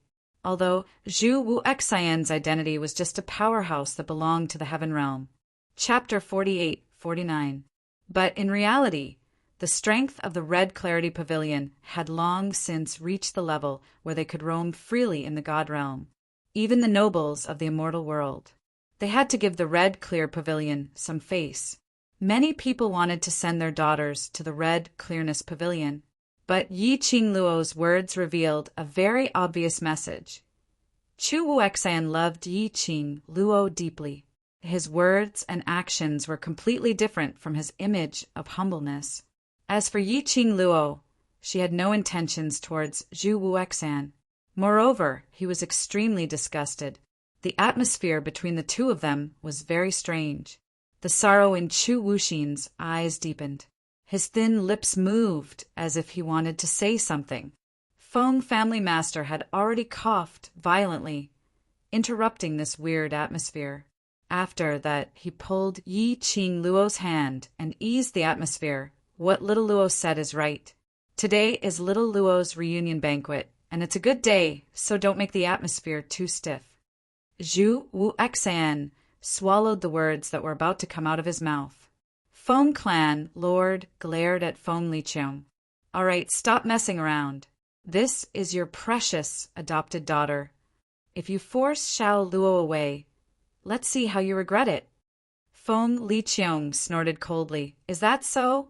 Why don't you take a look?" Feng Liqiang. This was the first time in so many years that Patriarch Feng called out Feng Liqiang's name. "Do you believe that I won't beat you to death?" Feng Liqiang flicked her sleeves and sat down on a nearby chair. "Do whatever you want. My adopted daughter doesn't listen to me anyway, so do whatever you want." There was a moment of awkwardness in the scene. They witnessed this farcical scene. Everyone was embarrassed. He couldn't understand what was going on with this family. Some people were guessing. This adopted daughter, named Feng Qing Luo, was actually not wanted by the acting God Emperor. It was Patriarch Feng who forced the acting Shen Huang to recognize this adopted daughter. Was that why there was such a scene today? However, even if that was all, she was doted on by Patriarch Feng. No matter how much the acting God Emperor disliked it, this young lady of the Feng family had a high status in the Feng family. He just didn't know just what was the background of this Miss Feng. "I didn't come to the Feng family to listen to us and do things according to our requirements," the Feng clan's patriarch said in a low voice. Whatever she wants to do, so long as it's within a reasonable scope, I'll support her unconditionally. As her foster father, you should do the same." He looked at Yi Qing Luo. "Little Luo, don't listen to your godfather's nonsense. Whatever you're not willing to do, grandfather will absolutely not let you do it." Feng Clanmaster's words. This had basically established Yi Qing Luo's position in the god realm. The acting god emperor's face didn't look too good, but it also obviously acquiesced to what Patriarch Feng said. That kind of pampering, that kind of protective. It caused Hongmei, who was hiding in the crowd, to be filled with hatred. She was filled with indignation and resentment. He felt that it was very unfair. Look at Yi Qing Luo, not giving the acting god emperor any face, rebutting his words. But it happened. With Patriarch Feng's unconditional protection, that kind of pampering and protecting, it made the young girl look like a high and mighty princess, proud and noble. As for her, just because she had offended Yi Qing Luo, she was pushed by her own parents to the person she hated the most, to be subservient. Even her beloved husband had not spoken a word for her. And when Yi Qing Luo was engaged, he rushed up to express his feelings. But her? Why didn't she have anyone to protect her? Chapter 4850. Hong Mei bit her lower lip tightly. Her face was covered with a layer of jealousy. She clenched her fists, lowered her head, and her face was extremely distorted. If she was the granddaughter who was loved and pampered by the Feng family's patriarch, she would be more like a princess than Yi Qing Luo. Why? Heavens were so unfair. Looking at the direction of the main seat, that joyful and harmonious scene, Hong Mei was so angry that her liver was hurting. She felt that she was about to be unable to suppress the jealousy in her heart. She suddenly got up from her seat and said softly, "My stomach is not feeling well. Please excuse me for a while." Saying that, she didn't wait for Jiang. The sure couple replied and hurriedly walked towards the other side. At this moment, everyone's sight was gathered on the main seat, watching this wonderful show, and they didn't notice Hong Mei's departure, but Yi Qing Luo, who was far away at the main seat. Just a glance, and she could see the entire banquet clearly. Naturally, she saw Hong Mei's back view, which left in anger. She held Feng family's patriarch's arm and sat down. Her long and narrow eyes squinted slightly, but it didn't show on her face. She just tilted her head and whispered a few words to Granny Feng. Granny Feng was stunned for a moment, took a look at the direction where Hong Mei left, and immediately nodded solemnly. Yes, young Mississippi, Feng family's patriarch, saw Granny Feng left his wrinkled hand, lightly patted the back of the young lady's hand. "What's the matter?" Yi Qing Luo shook her head. "Nothing much. Just made a few snacks and placed them in the room you asked me to wait for." "You're so considerate." Feng family's patriarch's smile grew wider. Just now some interlude. It didn't affect his mood. The banquet continued. Feng family's patriarch looked at Zhu Wu Exen, who was sitting at the corner, holding a wine glass in his hand, staring at Yi Qing Luo with an expressionless face. Finally, he couldn't hold back the doubts in his heart. "Little Luo, how did you get to know the Red Clear Pavilion Lord?" Considered, no discord, no concord.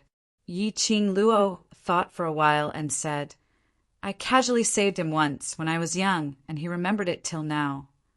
Life-saving grace? Feng family's patriarch coughed lightly.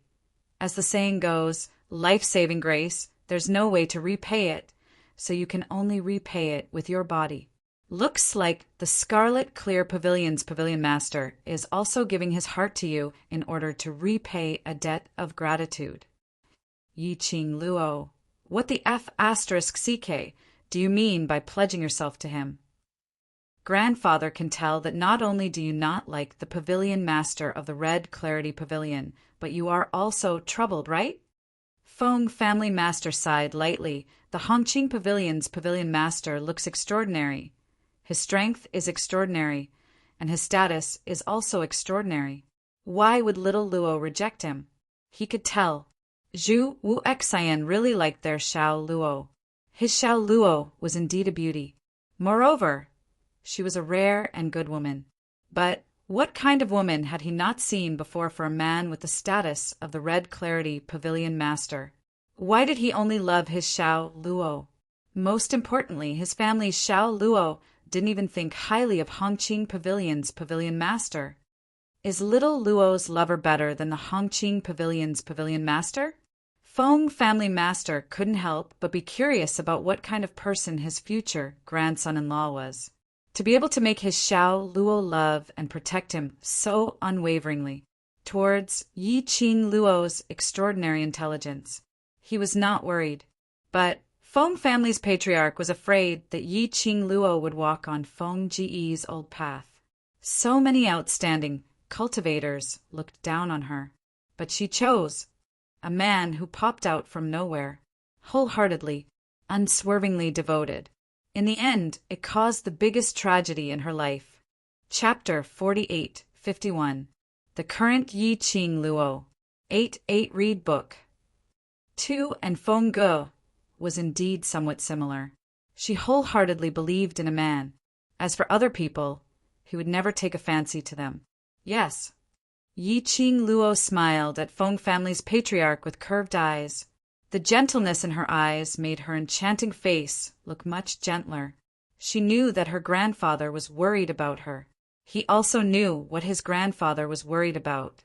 She held Master Feng's hand with both hands. He is better than anyone, and the most important thing is, the smile on her lips deepened as she said slowly and firmly, he loves me more than anyone else. Feng Clan Master was amused by the serious and solemn face of the girl. He poked the girl's forehead and said, How can there be a girl as unreserved as you? You're not even married yet, but you're already speaking up for him. 8 yen, yen read yen books. 2 is not equal to. Yi Qing Luo's face didn't blush, nor did her heart skip a beat. She didn't have the slightest shyness, because what I said is the truth. Beauty is in the eye of the beholder. You love him, so in your eyes, everything about him is good. Feng Liqiang laughed coldly. Back then, Big Sister said that the beast was truly in love with her, but what happened in the end? Love? Once a woman falls into the land of love, it was completely blind. What did he say? He loves her more than anyone else. In the end, it was merely Yi Qing Luo who thought herself infallible. Since you refuse to accept my arrangement to get engaged to Chongqing, why don't you choose the head of the Scarlet Clarity Pavilion? Feng Liqiang crossed her arms and leaned back in her chair. At least for now, it seems that this Hongqing Pavilion's pavilion master really values you. Stinking brat. Feng family head grabbed the wine cup and smashed it on Feng Liqiang. Even food can't shut your mouth? Do you want me to let little Luo poison you again to calm you down? Feng Liqiang reached out to take the wine cup and said nonchalantly, Honest advice grates on the ear. I'm just worried about little Luo. That's why I'm giving her this advice. Little uncle, why don't we make a bet? Yi Qing Luo stopped Feng family's patriarch from throwing the wine cup and smiled at Feng Liqiang. Bet. Feng Liqiang recalled the earlier scene between Yi Qing Luo and Hong Mei as she sneered, Do you think that I'm as dumb as that Jiang family idiot? So, little uncle is certain that he will lose? Yi Qing Luo chuckled. Feng Liqiang's handsome face twitched as he spat out, How do you want to bet? Little uncle, do you think that I'm being presumptuous about my feelings for the person I love? Yi Qing Luo beamed. Then let's bet on the sincerity of the person whom I love. How about that? What are the stakes? Feng Liqiang sneered. Yi Qing Luo tilted her head. If he is really like what I said, that he loves me more than himself, and is absolutely outstanding enough to satisfy you, little uncle will forget about the ill feelings towards mother. How about that? Feng Liqiang's eyes widened. A sharp light covered his eyes. Feng family matriarch pulled Yi Qing Luo back. It's enough to satisfy grandfather. there's no need to satisfy him. If he continues to pick faults and act shamelessly, how long will this bet last? Yi Qing Luo smiled brightly and confidently. He is absolutely outstanding. Little uncle will not be able to pick out any faults. Feng Liqiang sarcastically tugged her lower lip and stared straight at Yi Qing Luo. So confident. Yes. Yi Qing Luo raised her brows. Little uncle, do you dare to bet? All right. Feng Liqiang's smile turned cold. If I don't approve of that person, you agree to marry Chongqing. Chapter 48-52. Feng Liqiang. Feng family patriarch slammed the table fiercely. You can arrange any marriage for my precious little Luo. If you do, I'll marry you off. This slap on the table. Instantly, the entire noisy banquet quietened down. Each of them stared at Feng family patriarch, quietly, shivering. When they heard Feng family patriarch's roar, all of them were speechless. Marry the acting god emperor off? Did Feng family patriarch want to drive the acting god emperor out of the Feng family and let him marry into the family? It looked like Feng family patriarch really doted on this Miss Feng. However, the acting god emperor didn't seem to like this Miss Feng very much. As expected, Miss Feng was the adopted daughter the Feng family patriarch forced the acting god emperor to acknowledge. The noble circle was really messy. They didn't dare to say it, and they didn't dare to ask. 8 read book. 2 It was better to hug herself tightly and shiver. Everyone's mind was filled with rich imagination, and the main character who was roared at had a slight change in expression. But very quickly, his expression revealed a trace of ridicule. He didn't answer Feng family patriarch, but looked at Yi Qing Luo. Why? Don't dare? Feng family patriarch was so angry that he grabbed the things on the table and threw them away. Yi Qing Luo pressed Feng family patriarch's arm. Her long and narrow eyes were glistening. Her pink lips curled up slightly, looking bright and confident. Sure. Little Luo. Feng family patriarch held Yi Qing Luo's wrist tightly. If he doesn't want to, he will think of ways to make things difficult for you. Grandfather, believe me. Yi Qing Luo smiled gently. Her gaze was firm. And believe in my foresight. Feng family patriarch frowned, but looking at his granddaughter's unwavering gaze, he sighed and said, Grandpa will be on your side. Yi Qing Luo smiled. I know. She shifted her gaze towards Feng Liqiang. Her beautiful eyes rippled. Godfather, don't forget the agreement with me. This is the first agreement between the two of us. Feng Liqiang's pupils constricted for a moment. Immediately, she snorted softly and looked away. If I'm here, I'm afraid Father won't be able to hold a proper reunion party for little Luo. He said, I've been resting in bed for a few days. I still have a lot of work to do, so I'll go to the Divine Emperor Palace first. After that, he didn't wait for Patriarch Feng's answer. Then he strode away. Feng family master was furious. Feng Liqiang ran to the banquet hall and wandered around for a bit before leaving. To put it nicely, it was because he valued his adopted daughter, and as soon as he recovered, he rushed to the banquet to accompany his adopted daughter. To put it bluntly, it was the truth. Feng Liqiang had purposely come here to cause trouble. What a scene! Making everyone speculate about Yi Qing Luo, he guessed that Feng Liqiang and Miss Feng didn't get along at all. He guessed that Feng Liqiang simply didn't want to acknowledge her as her adopted daughter. It made everyone feel that eldest young Miss Feng Qing Luo's name in the Feng family wasn't proper, and it didn't sound right. Feng clan master sat down heavily. If he had acted a little more like he was on Feng Liqiang's side just now, he was afraid that the entire god realm wouldn't put eldest young Miss Feng in their eyes. Grandfather, don't be angry. Yi Qing Luo comforted him. If you get sick from anger, who's going to protect me? She intimately leaned her head on Feng clan master's shoulder. I don't care what others think, no matter what they think, I'm still eldest young miss of the Feng family. Grandfather's granddaughter. They won't dare to do anything to me. Feng clan master was pacified by Yi Qing Luo to the point of helplessness and heartache. If that kid was half as worry-free as you, I wouldn't be so angry. Chapter 48:53. Uncle Just has some resentment in his heart. Yi Qing Luo smiled. Grandfather don't need to worry too much. If I didn't have the confidence, I wouldn't have suggested this bet. If Feng Liqiong still cared about Fengge, the winner would definitely be her. I do have confidence in you, but as for that lad...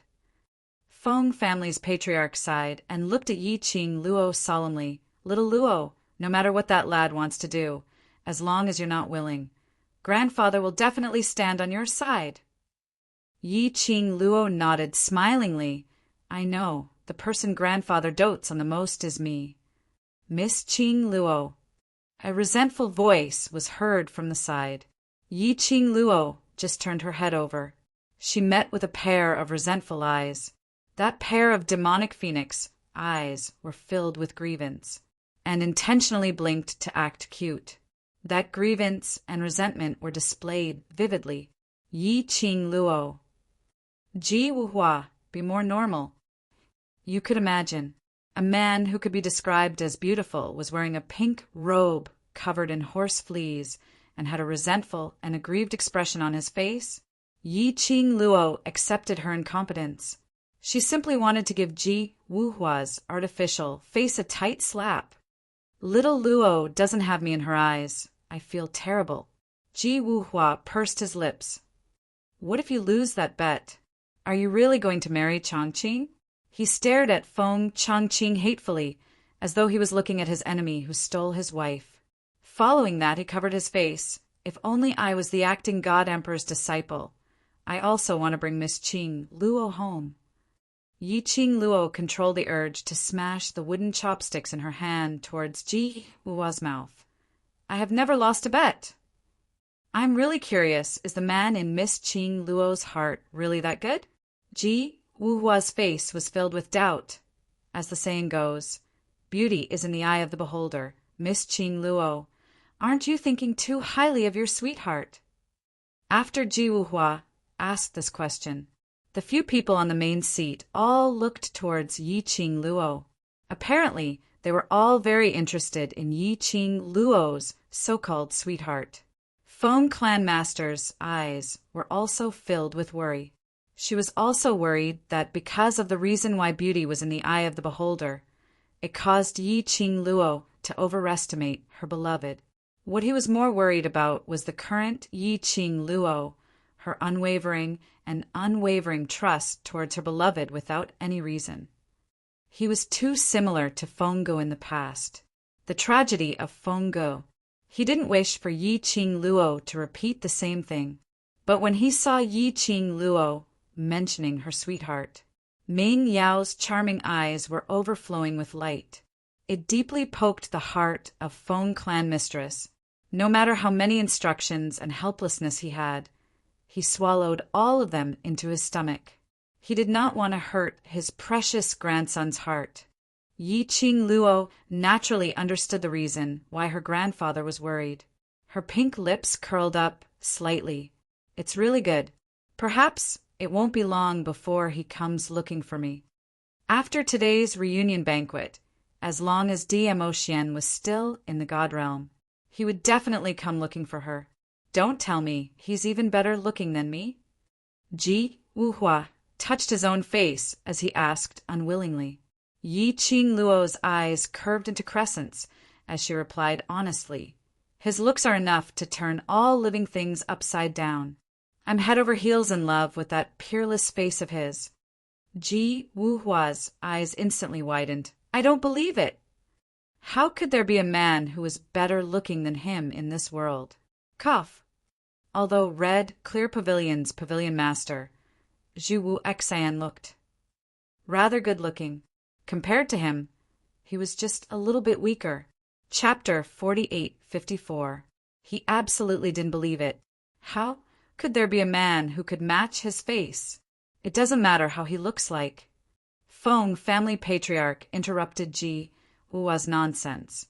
The most important thing is his ability, character, and background, and most importantly, does he treat you well?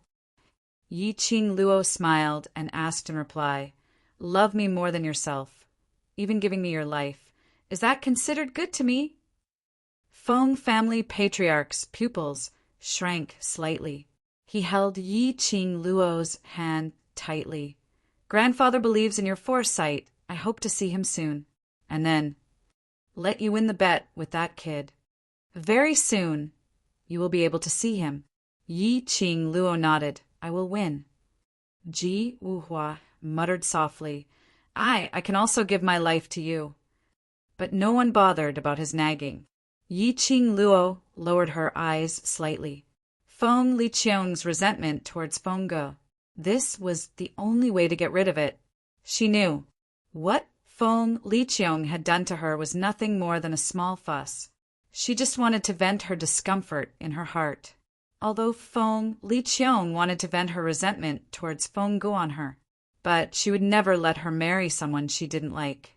Otherwise, Feng Liqiang would not specially choose someone who listened to her orders, but actually didn't like her. If Feng Liqiang really wanted to do something to her marriage, she would directly drag Ji Wuhua into it.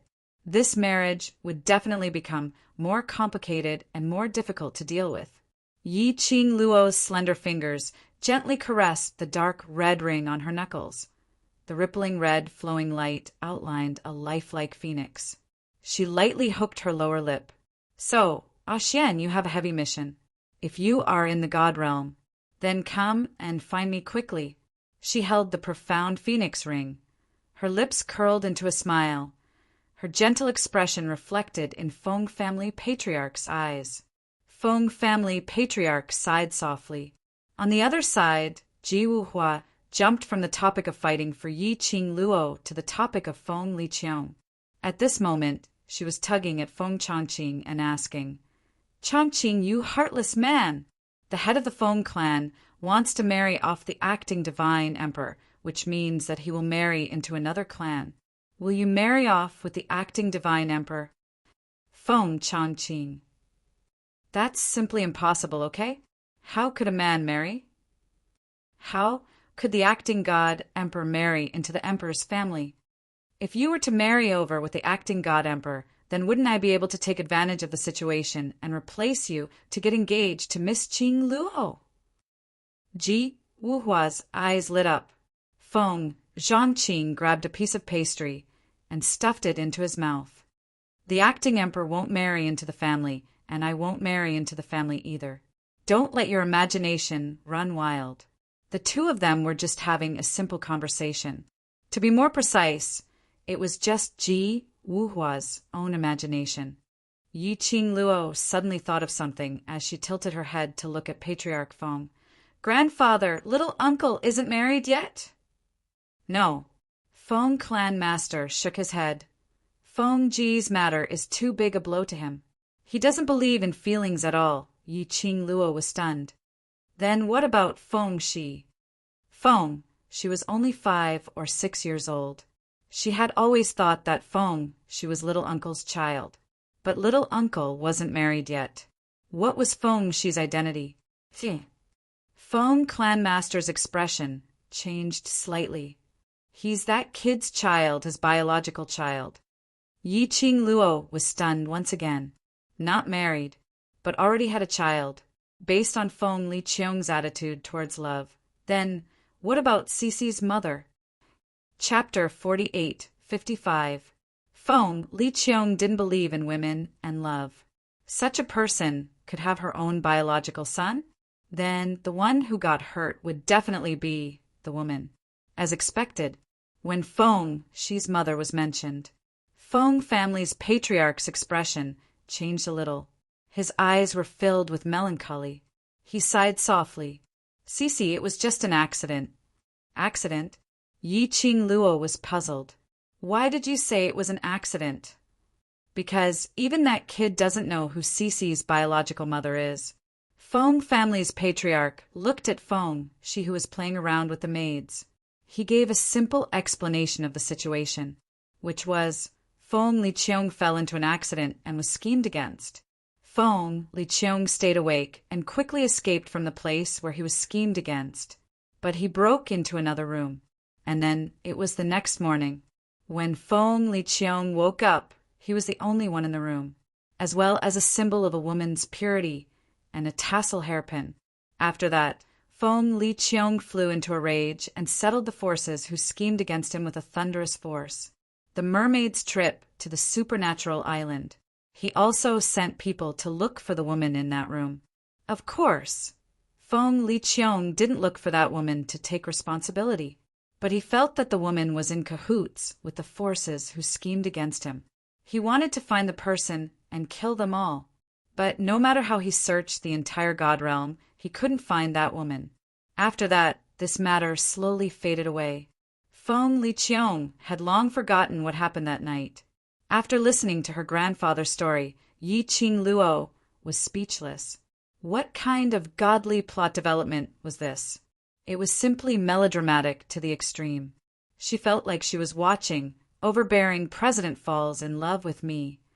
She didn't expect her uncle to have such a melodramatic experience. Yiqing Luo suppressed the ridicule in her heart and continued to ask. Then what happened to Cici? Feng family's patriarch's gaze gradually drifted as he fell into memories. It was a few years ago when Granny Feng heard a baby crying outside the Feng residence. Generally speaking, no one dared to let a baby out of the Feng residence. The Feng residents wouldn't take it in or find a good place for it. But it happened. Not only did Master Feng not leave the baby, but she also took the initiative to rush to the door and held him in her arms. Because there was a thumb ring on the baby's body. Sword Chi Cloud Pavilion it was a jade-white jade thumb ring carved with an exquisite totem. It was a thumb ring with the word Feng engraved inside. This thumb ring belonged to Feng Liqiong. This thumb ring was the one Feng Liqiong had lost the night she was schemed against. Patriarch Feng brought the infant back to the Feng mansion. Of course, Patriarch Feng would not believe that this baby had anything to do with Feng Liqiong. After all, thousands of years had passed. Even if the woman that night was really pregnant, it was impossible for it to be a baby. Carry it back.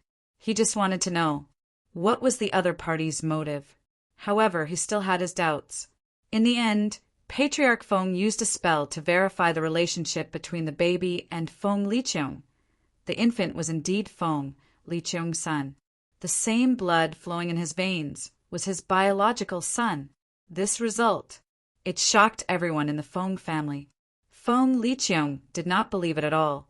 She was certain that this was all part of the enemy's plan, to make a move on the Feng family. However, the result of Patriarch Feng's spell was an indisputable fact.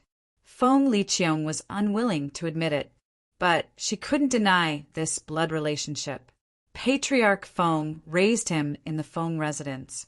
Friends who are reading, you can search for Blue, and you will be able to find this site in the first instance. Waste 7th Young Miss. Overlord, be gentle with your love. Chapter 48-56. Feng Liqiong seldom returned to the Feng residence. Feng, she had been living in the Feng residence with the identity of a young master. Feng Liqiong had spent a lot of manpower and resources on the mystery of Feng, she's birth, but to no avail. No matter why Feng, she only appeared in the Feng residence in the form of a baby after 1,000 years. Feng, she was also the blood of the Feng family. This was undeniable. They could only wait quietly.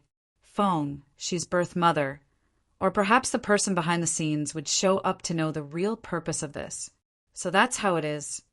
Yiqing Luo looked at the smiling little dumpling who was playing around with some heartache, that face that was carved out of jade, and that pair of eyes that were like the stars, extremely cute. Indeed, he looked very much like his youngest uncle. When he grew up, he would look even more alike. No matter how she looked at it, he was her uncle's child. Yiqing Luo laughed lightly. Cici has grandfather to love him, and now he has me to love him. He will definitely grow up well. Feng family patriarch's melancholy expression suddenly faded. Yes, Cece still has you as his sister now. He seemed to be sighing. Cece, that child, actually doesn't like to get along with others, and can't play with other royal family or noble children. He is not willing to open his heart and accept other children's kindness. Perhaps it's because Cece knows that he's a child without a mother and that his father doesn't like him. So he feels self-loathing and thinks that his existence is hateful, so his father and mother don't want him. Feng family patriarch's tone was full of heartache. Not willing to open his heart? Self-loathing? Did Feng, she look like such a child? The Feng she saw was sunny and cute, like a little angel who could melt people's hearts. Like now, Feng, she was scurrying around among the guests. Her face was full of smiles, and she looked very happy. And the little master who attended the banquet with the elders, he responded with a flowery smile when the young ladies talked to him.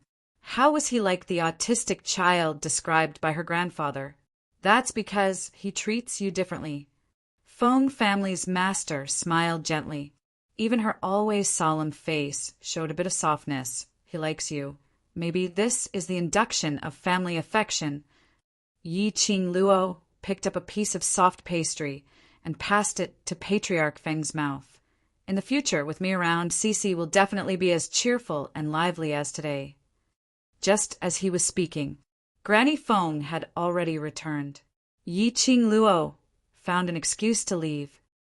Where did Jiang Hongmei go? She asked Feng Pa. Granny Feng lowered her voice and said, Miss Jiang seems to be in a bad mood and very angry. She has been very irritable along the way. She would scold all the maids she met on the way. After that, she went to the garden and threw stones into the pond. This old servant watched from the side for a while and heard her scolding young miss while venting her emotions. Granny Feng's voice sounded a little careful as she looked at Yi Qing Luo's expression. Seeing that there was no change in Yi Qing Luo's expression, she continued, This old servant watched for a while and saw that Miss Jiang seemed to be in a bad mood and wanted to vent her emotions. So I left someone to wait there. This old servant came back to report to young Mississippi. Yi Qing Luo raised her brows. Was it that simple? She had thought that Hong Mei was playing some other tricks. But based on the bet between her and Hong Mei, if Hong Mei had any brains, she wouldn't create any trouble at this juncture. Chapter 48:57. The bet between them. The bet was whether Hong Mei would be chased out of the Feng family.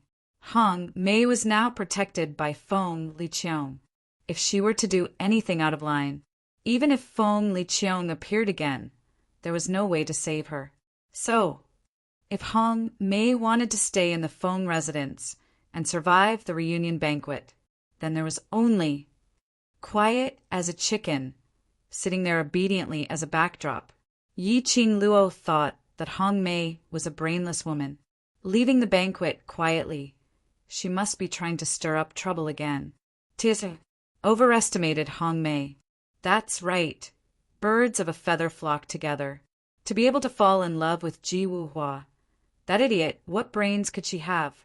Yi Qing Luo took a look at her grandfather, who was surrounded by various aristocrats to toast and congratulate him. She thought for a moment and looked at Grandma Feng. Look after grandfather. Don't let him drink too much. I'll go to the garden to take a look. Grandma Feng nodded. Yes, eldest Mississippi. Following the banquet, she walked all the way forward, past the huge flower bed, past the luxuriant trees. Yi Qing Luo arrived at the lotus pond, which was about 50 meters away from the banquet. He scanned his surroundings, but did not see Hong Mei's figure. Where was she? Why didn't she see her? She had just walked all the way here, and she didn't see Hong Mei returning to the banquet. But here, there was no sign of Hong Mei. Yi Qing Luo frowned slightly as she surveyed the surroundings, until she came to a pond which was very close to the pavilion. She saw a few pieces of broken stones and footprints. It seemed that Grandma Feng mentioned Hong Mei venting her emotions by the pond was here. Could it be that she went somewhere else? This Feng family's courtyard seemed to only have this garden as the place for today's banquet. It was also the place where the guests could move freely, but leaving the garden, that was an offense to the Feng residents. Hong Mei should not have left the garden, unless she ran away by herself to avoid the bet between them. So she quietly left the Feng residence.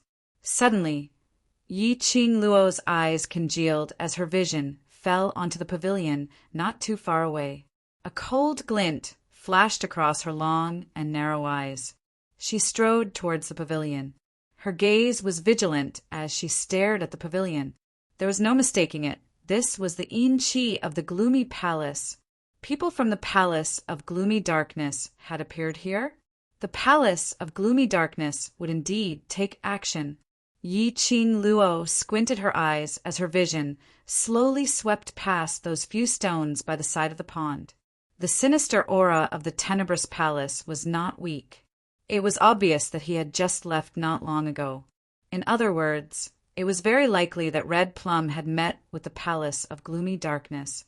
With the sinister temperament of the Netherworld Palace, the Palace of Gloomy Darkness would definitely make use of Hong Mei's jealousy. Oh no, something happened at the reunion banquet. Yi Qing Luo's expression sunk as she immediately turned around and headed back towards the direction of the reunion banquet. She was extremely fast. When he came, he strolled leisurely in the courtyard.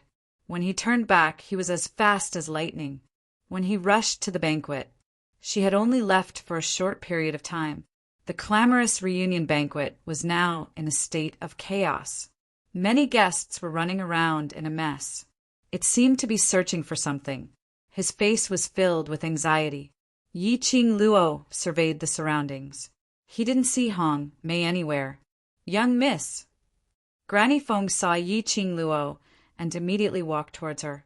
Young miss, it's bad. Young master has disappeared. Feng, she had disappeared. Yi Qing Luo's breathing suddenly turned heavy. The expression on her face turned extremely cold at this moment. Chapter 48:58. What happened? Yi Qing Luo's voice was cold. Granny Phoenix's eyes reddened. I don't know. Feng Bei kept looking at young master. Just now, in the blink of an eye, young master disappeared. Feng Bei was the maid who kept Feng Shi company and made sure she didn't run around. Yi Qing Luo's slender fingers clenched tightly. What's the exact situation? Let her come over and explain it to me clearly. Soon, Feng Bei was brought up. Feng Bei described the situation just now in a concise and comprehensive manner, but every single sentence was important. Feng, she was happy today. It was also rare for him to be willing to play around in front of so many guests, as lively and cheerful as someone his age should be. Hence, Feng Bei let Feng Shi be. Feng Bei himself was happy to see young master, so happy. So he followed him. The other young masters and young ladies came to invite Feng Shi to play together. Feng, she was a little scared at first, but she was obviously eager to play with those kids. Feng Bei said a few words of encouragement. Feng, she had shut herself away for a long time and didn't have the courage. And because the atmosphere there was extremely lively, and he was alone, so his mood also became low. He sat on the grass and stared blankly. Feng Bei tried to persuade her, but Feng, she didn't respond. He decided to take Feng Shi to look for Yi Qing Luo. Only this Miss Feng could make the young master reveal a smile again. Feng Bei was about to take them away. A cute young lady walked towards them with a stack of pastries in her hands. She stretched out her fair and tender hand to Feng Shi passionately. His daughter was very pretty. She seemed to be able to melt ice when she smiled. Perhaps the little missy's smile was too warm. Or maybe Feng Shi had been lonely for too long. Slowly, he put his hand into the young lady's hand.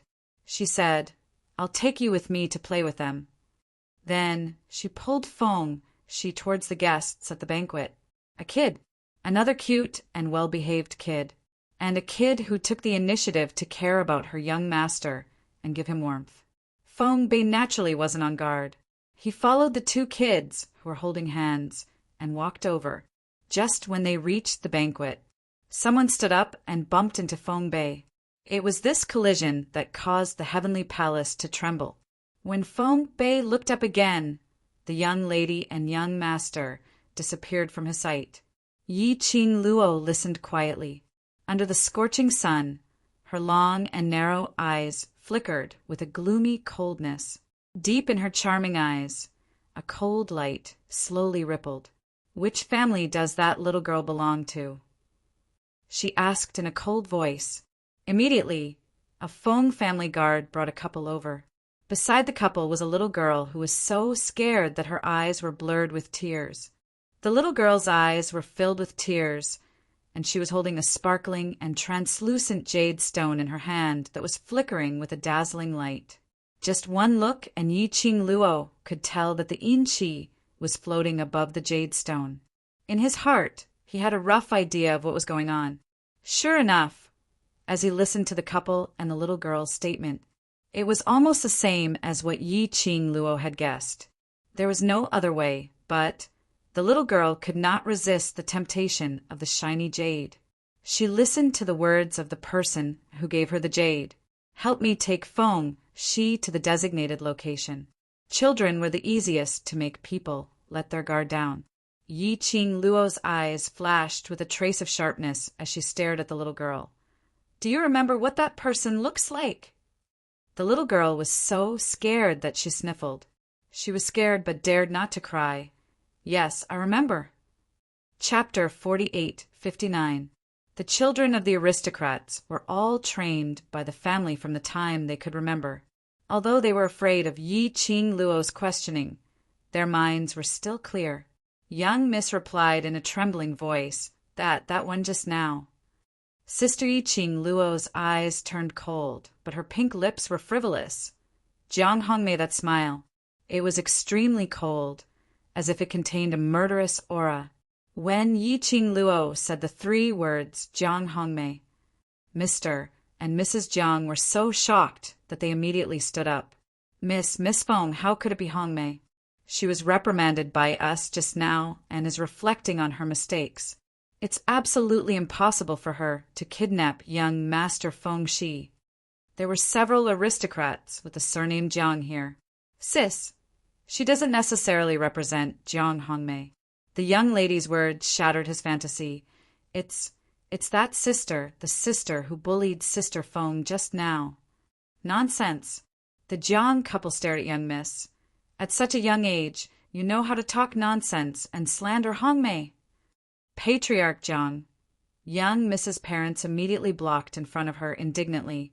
Whether it's slander or not, you know it clearly in your heart. What do I know? Patriarch Jiang's face sunk as he sneered. Don't tell me that the Luo family kidnapped young Master Feng Shi to make use of the little conflict between Hongmei and Miss Feng to slander Hongmei. He seemed to have seen through the other party's plot as he laughed loudly. What a good move you made. You even used your own daughter. Both sides were ready to fight. They were almost about to fight each other. What a joke. Who was willing to implicate themselves in this matter? No one was willing to admit it. The two of them were arguing with each other, which made Yi Qing Luo's expression even colder. The aura around them became extremely terrifying. Shut up. Her tone was already full of impatience. I'm not interested in listening to your argument. If anything happens to Feng Shi, She paused and suddenly looked up. Her long and narrow eyes were filled with a cold glint like a sharp blade, as if it could scrape everyone's heart. It was so cold. It was suffocating. Feng Qing Luo, will represent the Feng family to bury the both of your families. Her words were cold, and her beautiful face, which looked like it was covered by ice, was filled with a biting, cold, killing intent. The young lady's words were sonorous and forceful, causing everyone's hearts to tremble. They suddenly felt their hearts skip a beat. The two aristocratic patriarchs who were arguing endlessly looked at Yi Qing Luo with an ugly expression. Patriarch Jiang clenched his fists. He only felt that this girl, relying on her identity as a miss of the Feng family, really thought that she was someone important. She was just an adopted daughter who wasn't loved by the acting god emperor. To represent the Feng family, to indulge in fantasy, that was what the Jiang clan lord thought. On the other side, the girl's cold sneer had reached their ears. Whether I can represent the Feng family, you can try. He threw down this sentence. The girl fixed her gaze on the young lady. Which direction did Jiang Hongmei take Feng Shi in? The young mistress pointed out the direction, subconsciously. In the next instant, the young girl's figure had already disappeared from everyone's sight. There was an uproar at the banquet. The Jiang and Luo families' patriarchs stared darkly at the direction where Yi Qing Luo had left, thinking of the young lady's arrogant and unscrupulous words to threaten them. They only felt that the face of the aristocratic family had been thrown away at this moment. The end of this chapter. Waste 7th Miss. Overlord, please be gentler. Chapter 4860. Then he looked at Feng Family Master. Feng Family Master, it's a good thing that Miss Feng can become your granddaughter. But Miss Feng is young and impetuous. She always talks about the Feng family. If someone catches this, I'm afraid it will be bad for the Feng family's reputation. When the solemn and cold old man heard this, his eyes were filled with a strong sense of dignity, and he was not angry.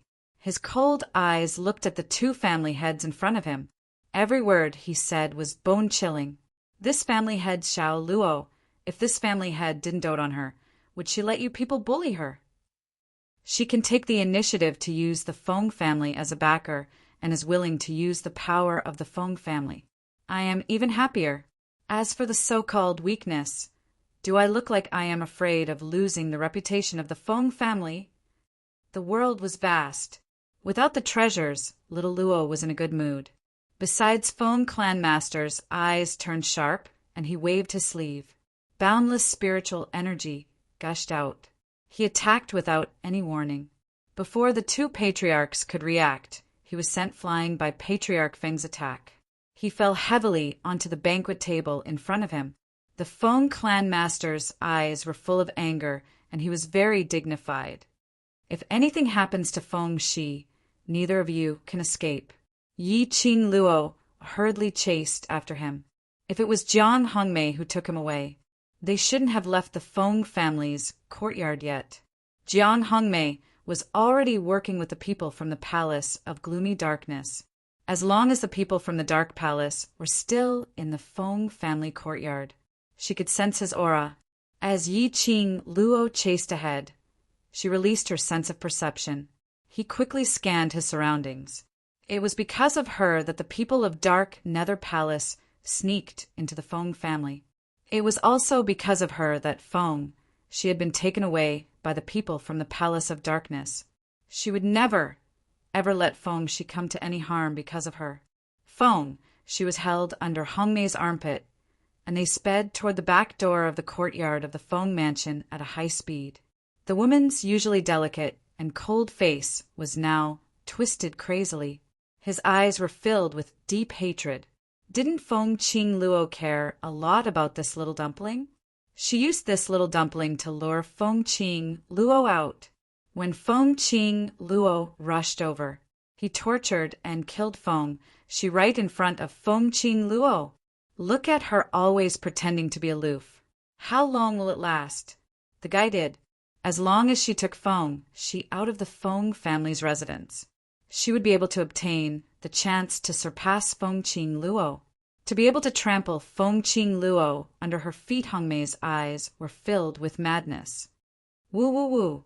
Xiao Tuanzi's soft, sobbing voice rang out. Her small hand reached out to grab Hongmei's waist. What are you doing? Hongmei cursed. Xiao Tuanzi's eyes were misty with tears. I miss Tualan, Hongmei. You're not allowed to go. You scared me. Xiao Tuanzi felt wronged. I almost peed my pants. Hongmei grabbed Xiao Tuanzi's rubbing hand and said, You're not allowed to pee. If you move again, I'll chop off your limbs. Xiao Tuanzi was frightened. She tried to hold back her tears as her little body trembled. Everyone quietened down. Hong Mei prepared to continue on her journey. He heard Xiao Tuanzi's small voice saying, I can't hold it in anymore. I want to pee on myself. Hong Mei, piss on her, piss on her. About the time it takes for half an incense stick to burn later. Xiao Tuanzi stood in the forest and peed. Hong Mei turned to the side and looked ahead, suppressing her anger as she waited for little Dumpling. It took a long time, until Hong Mei was full of impatience. Are you done? The sound of water was still there, but there was no one's voice. At the end of this chapter wastrel 7th miss. Overlord, please be gentle. Chapter 48:61. Hong Mei realized something was wrong. She immediately turned around and looked in Feng Shi's direction. However, the place where Feng Shi was just now was no longer where the little figure was. The sound of falling into the water was made by Feng Shi with the water tank nearby. That brat! How dare he trick her? Hong Mei's face darkened. None of the Feng family members were good. Even this 5-year-old child. He was so disgusting that she wanted to strangle him. Hong Mei gritted his teeth. He suddenly looked behind the straw shed not far from the water tank. Vaguely, he heard the sound of withered grass being stepped on. Hong Mei's eyes lit up and he lunged at her with a grim smile. Feng Shi, you'd better not let me catch you. Otherwise, I'll make you beg for death. He had been discovered. Feng She curled up in the haystack of the straw shed. The smelly and yellow withered grass covered Xiao Tuanzi's small body tightly. He was even breathing carefully. But Hong Mei had still found him. Feng She heard the woman's footsteps getting closer and closer. His heart was beating so fast that he was about to faint. After all, he was just a little girl who had never been stimulated like this. His slightly red eyes were full of confusion and helplessness. The footsteps were getting closer and closer to the haystack. It seemed to have locked onto him. It stopped right in front of him. The atmosphere was very depressing. It had only been a moment. But Feng, she felt that it had been a long time. The hand reached toward the haystack. Feng, she hugged himself tightly. He had made up his mind. Once the haystack was pulled away, he would attack with all his strength. Even if he couldn't hurt Hong Mei, he could create a fluctuation of qi to attract the fairy sister and grandpa. The haystack was pulled away. The light shone on Feng Shi again. Feng, she cried out in surprise. She gathered the cultivation that she had just cultivated and launched an attack forward. Pa! The person in front of her just raised her finger slightly and flicked it in the air. Feng Shi's dark light scattered in the air. Sisi. The girl's gentle and pleasant voice came to his ears. A pair of soft hands bent down and pulled Feng Shi into an embrace. Feng Shi seemed to be struck dumb as she stared blankly at this. He was like a god descending from the heavens. The pair of warm hands was like the scorching sun, calming his entire body and mind. Sorry, I'm late. The girl gently touched Feng Shi's cheek with her fingertips. Xiao Tuanzi's face turned cold. His body was drenched in cold sweat. It was obvious that he was quite frightened just now. A cold glint flashed past Yi Qing Luo's eyes. He raised his gaze and focused on Hong Mei, who was standing at the back of the straw hut, her eyes filled with shock. The moment Yi Qing Luo's vision touched the red plum blossom, Hong Mei seemed to be greatly agitated as he roared hoarsely. You, how did you find this place? How is this possible? She had clearly avoided everyone's eyes and ears. She quietly found the most remote path and went to the backyard to leave the Feng family's courtyard. How did Yi Qing Luo know that she was here with Feng Shi? And it was so accurate. Yi Qing Luo's pink lips curled up coldly. The coldness in her eyes was like a sharp blade. There is a very unpleasant smell on you. Hong Mei's heart skipped a beat. She only felt that the girl's eyes seemed to penetrate her body and directly into her soul. Chapter 48:62. No, to be more accurate. Yi Qing Luo was looking at another person through her eyes. Yi Qing Luo was communicating with another person through her eyes. What was it? What on earth was Yi Qing Luo looking at? Hong Mei's heart was fluttering. She had an extremely uneasy premonition. She stared deadly at Yi Qing Luo as her fingers clenched tightly. Yi Qing Luo hugged Feng Shi with one hand as her gaze met Hong Mei's gaze quietly. Her pink lips curled up eerily. Have you thought of the consequences for touching my people? Hong Mei retreated 2 steps as her eyes were filled with vigilance. Yi Qing Luo scoffed softly. Her fingertips moved. A feather fan, which was like a raging flame, appeared from her palm. Profound energy shot out from the sky. The battle was about to start. Hong Mei wasn't weak, but against the battle-experienced Phoenix Manor and the raging Yi Qing Luo. She wasn't Yi Qing Luo's opponent. Just a moment later, Hong Mei was stepped on the ground. Looking at Feng Shi's icy cold hand, she still hadn't calmed down. Yi Qing Luo's move was to beat her to death, until Hong Mei couldn't take care of herself. Just at this moment, the entire secluded backyard fell. Suddenly, a violent hurricane rose up. Like a Yin Qi weaved a huge net, enveloping the entire space. Shortly after, a person shrouded in a black robe descended from the sky. That man's black robe was dragged on the ground. He took a look. It was a man. Useless trash. I asked you to bring a child to look for me, but you can't even do such a small thing.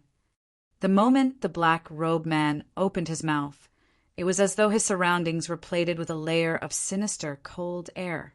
The strong wind blew his black robe, making a loud fluttering sound. Hong Mei's expression changed slightly when she saw that man, as though she was afraid, as though she was unwilling. But she was filled with malevolence and arrogance. Why did it disappear in an instant? Yi Qing Luo's eyes narrowed as she sized up the black robe man. She raised her brows casually. Who are you? People from the secluded palace. Everyone calls me Master Yin. The black robe man didn't intend to hide, because the next sentence, he was extremely arrogant. He said, remember this, the name that kills you. Yi Qing Luo gave a light laugh. There are quite a number of people in secluded Darkness Palace who like to be arrogant in front of me, but now the grass on their graves is already 10 feet tall. She tilted her head and stroked Feng Shi's head with her small hand to comfort her. At the same time, she looked at the black-robed man calmly and said, I think you'll be one of those graves. I can give it a try. The black-robed man revealed his teeth and smiled confidently. The black-robed man in front of him, the aura surrounding him was indeed extremely powerful and majestic. When that kind of terrifying power exploded outwards, Feng Shi did not look too good. His face was strangely pale. Yi Qing Luo injected profound energy into Feng Shi's body to prevent her from suffocating from the pressure. This person from the Dark Palace. She wanted to try it out. However, Feng Shi was present at the moment. She couldn't go all out and fight with the black-robed man. Most importantly, with her understanding of the Palace of Gloomy Shadows, the appearance of this black-robed man, it must be accompanied by some kind of conspiracy. Otherwise, it was impossible for the people from the Palace of Gloomy Shadows to appear, ever since she came to the God Realm. But the Palace of Gloomy Shadows remained silent without any movement when she was in the lower realm. The matter of being brought to the God Realm by the Divine Guard Squad. It caused a huge uproar. How could the people from the Palace of Gloomy Shadows not know about it? Chapter 48:63. So the Palace of Darkness had appeared. It must be for some purpose, to specially kidnap Feng Shi. They wanted to make use of Feng Shi to lure her to a certain place. They would appear to lure her. Most likely it was because there was a new development over at the Palace of Darkness. Yi Qing Luo's eyes narrowed dangerously. The black-robed man snorted coldly. Young lady, don't treat me as the same as those trash. His words had just ended. He jumped up abruptly. He turned into a black shadow as he charged towards Yi Qingluo's direction. What greeted him was a sky full of powerful, profound light that seemed to be burning with raging flames, like a scorching sun, a burning fire dragon, swallowing and spitting out scorching fire snakes. The temperature in the air instantly became extremely high, as if she was in trouble. The air was filled with sparks of fire. It rolled and roared from time to time. Yi Qingluo immediately hugged Feng, as she soared into the sky, avoiding the fire snakes. But the next moment, the black-robed man's attack followed closely. A red and black figure, a fast entanglement. The surrounding fire tongue swallowed and spat out even more fiercely, as though it was going to swallow everything around it.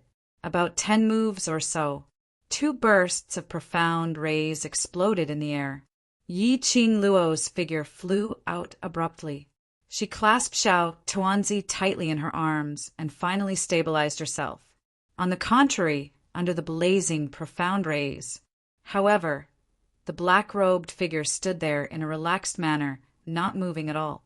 Instantly, the difference in strength was obvious.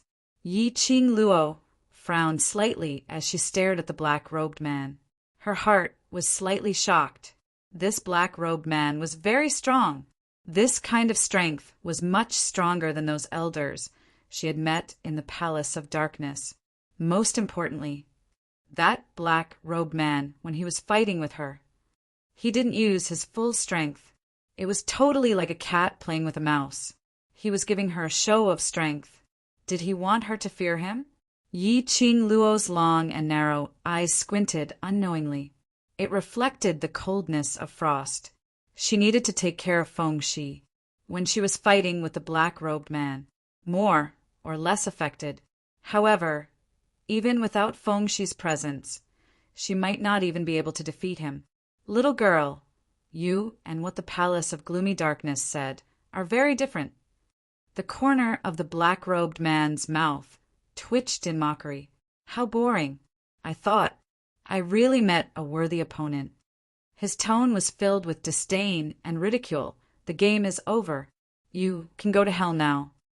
He raised his hand, and the majestic, profound energy of the scorching sun burst forth. A terrifying and powerful aura instantly eroded the entire space. Bang, bang, bang. Deafening collisions resounded one after another. The entire back garden was razed to the ground. Yi Qingluo was forced to hold Feng Shi tightly and retreat step by step. They didn't even have a place to stay. However, there was a huge commotion here. It quickly attracted the attention of the others.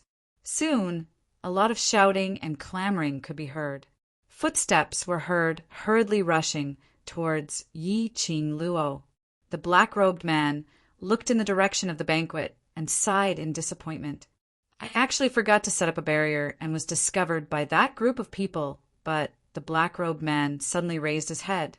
Under the black robe, a pair of sinister and chilly eyes were revealed. Like a cold pond, it met Yi Qingluo's gaze. Before they rush over, I can still take your life.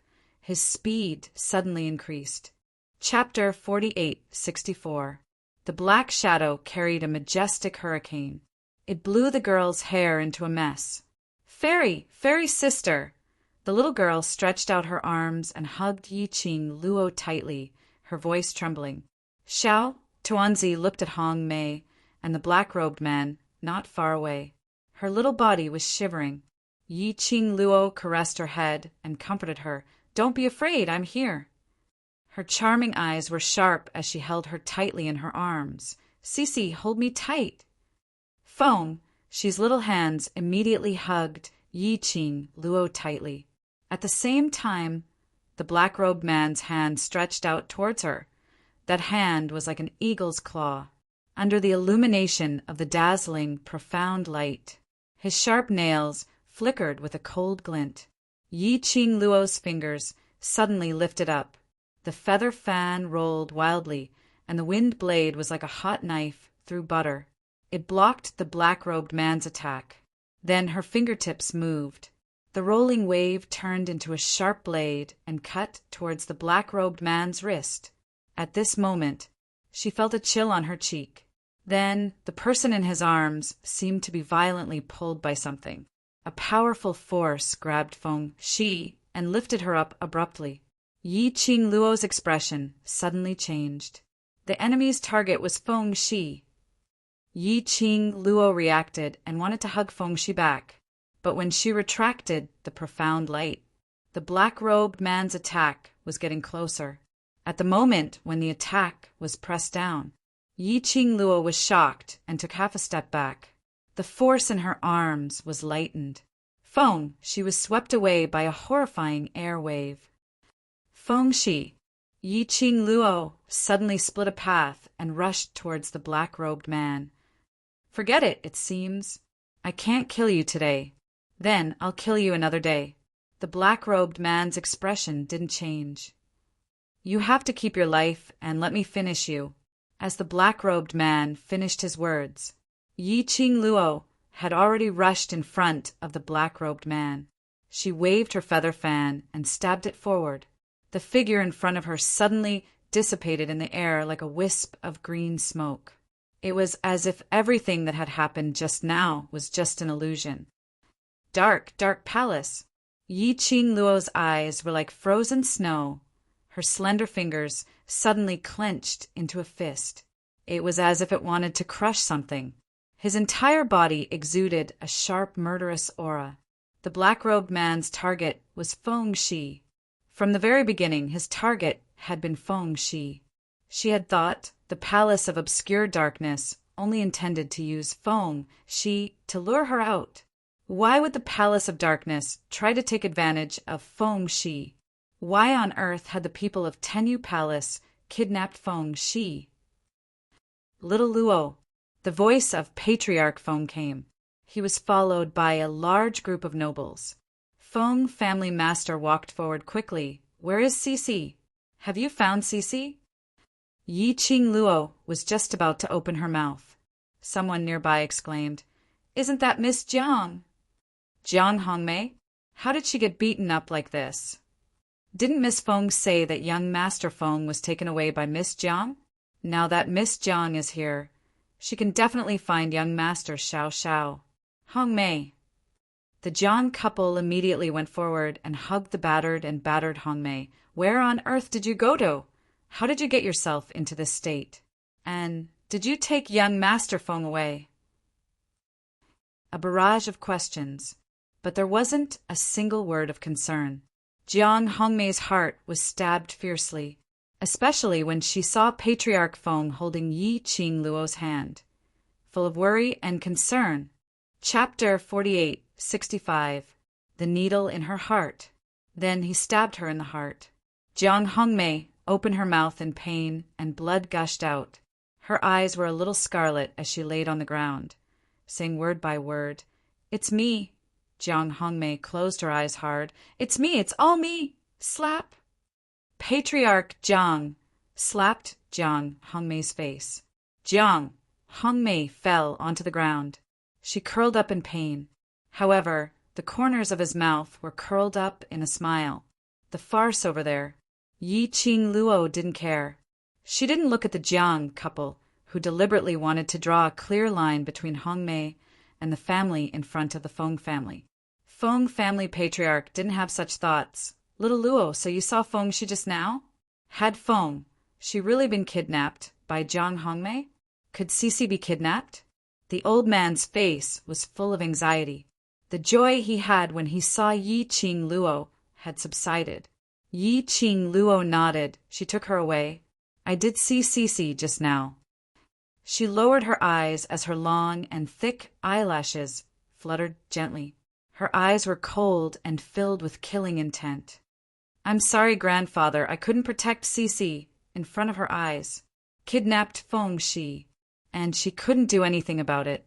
She didn't even know the whereabouts of the other party. The last trace of hope on the old man's face had completely collapsed. He looked at Yi Qing Luo with a dull look. Cici, Cici, he was taken away. Yi Qing Luo clenched her slender fingers. I don't know. Why did they kidnap Cici? Who kidnapped Cici? Did you see clearly? Feng family patriarch asked anxiously. Yi Qing Luo's mouth moved. She raised her eyes to see countless noble guests surrounding her. She swallowed back the words and answered silently. Black-robed man couldn't see his face clearly. He was very tall and his voice was very cold. The crowd was in an uproar. This range was too wide.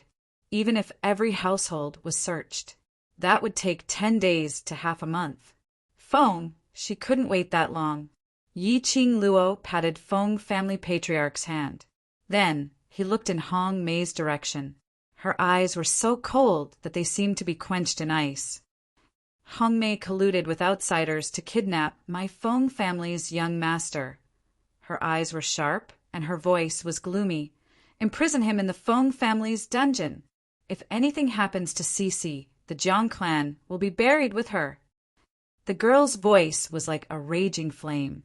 Under the enchanting black light, it was filled with dense killing intent. The Jiang couple did not dare to plead for leniency. Watching Hong Mei being taken away by the Feng family's guards on both sides, she could only watch helplessly. The Jiang couple still wanted to plead for leniency, but something happened to Feng Shi. As a result, Feng clan master didn't have the energy to pay attention to the Jiang couple's plea. It was a reunion banquet. He was originally very happy, but before the previous wave subsided, another wave arose. In the study of another courtyard, "Little Luo, what did you want to say just now? Do you know who kidnapped Cece?" Feng family master asked eagerly. Earlier, when Yi Qing Luo was answering him, there was an obvious pause. He seemed to have something to say, but in the end it was because there were too many people. He changed the topic.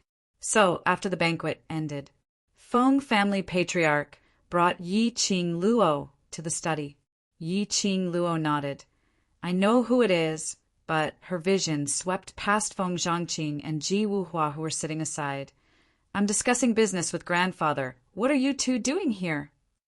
Chapter 48-66. To help you save Cece, of course. Ji Wuhua clenched his fists. "Don't worry. I'll definitely help you bring Feng Shi back." He clenched his fist and said excitedly, "This is my first time helping my goddess." Feng Zhangqing said, "Young master is the son of the acting divine emperor." Yi Qing Luo. His gaze shifted and landed on the red-clothed man in the corner, who was holding a teacup and drinking tea leisurely. Her shimmering eyes narrowed slightly. "It's one thing for the two of them to be here, but why are you here as well?" Sitting in the corner, he was expressionless, a solemn and cold person. Who else could it be but Zhu Wuxin? Zhu Wuxin calmly raised his eyes. His burning gaze focused on her eyes. "I'm worried about you." Yi Qing Luo's brows furrowed slightly. "I don't have the time to correct the fact that we have nothing to do with each other. You don't need to bother about my matters." After that, she paused for a moment before her pink lips curled into a cold smile. "You should have guessed that Cece was beaten up by some power. Yes." Zhu Wuxin's answer was straightforward and decisive. Yi Qing Luo laughed. "So, what are you doing here? You want to be a spy?" Yi Qing Luo. Zhu Wuxian stared the young lady's familiar, yet foreign face. The face was not the face in his memory, but Yi Qing Luo's aura could not be concealed. He stared intensely at Yi Qing Luo, as though he wanted to carve Yi Qing Luo deep into his heart. "I told you, I won't do anything to hurt you." He paused and added, "I care about you." Yi Qing Luo still wanted to say something. Feng clan master had anxiously interrupted the two people's words. "What force are you talking about? Who are these people that dare to kidnap Cece?" Yi Qing Luo retracted her gaze from Zhu Wuxian as she replied, "Dark, serene palace." Feng clan master was taken aback. The name of this force. Yi Qing Luo had mentioned it before. However, he had never heard of such a power in the god world. Previously, after Yi Qing Luo mentioned it. Thus, he sent people to investigate this faction, but there was not a single clue. "I originally thought that this matter secluded darkness palace was targeting me. Yi Qing Luo lowered her head. It's not your fault. Feng family master's eyes were burning with anger and majesty. That Umber Palace is obviously targeting our Feng family.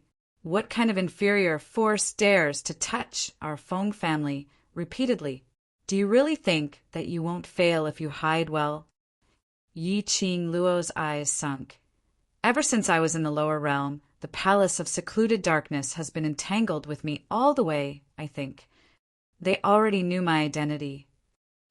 Her voice paused slightly. Her slender fingers were tightly knitted together. There was a trace of coldness in his eyes. The purpose of the palace of tenebrous shadows. She glanced at Feng Zhangqing. I wasn't clear about it before, but now.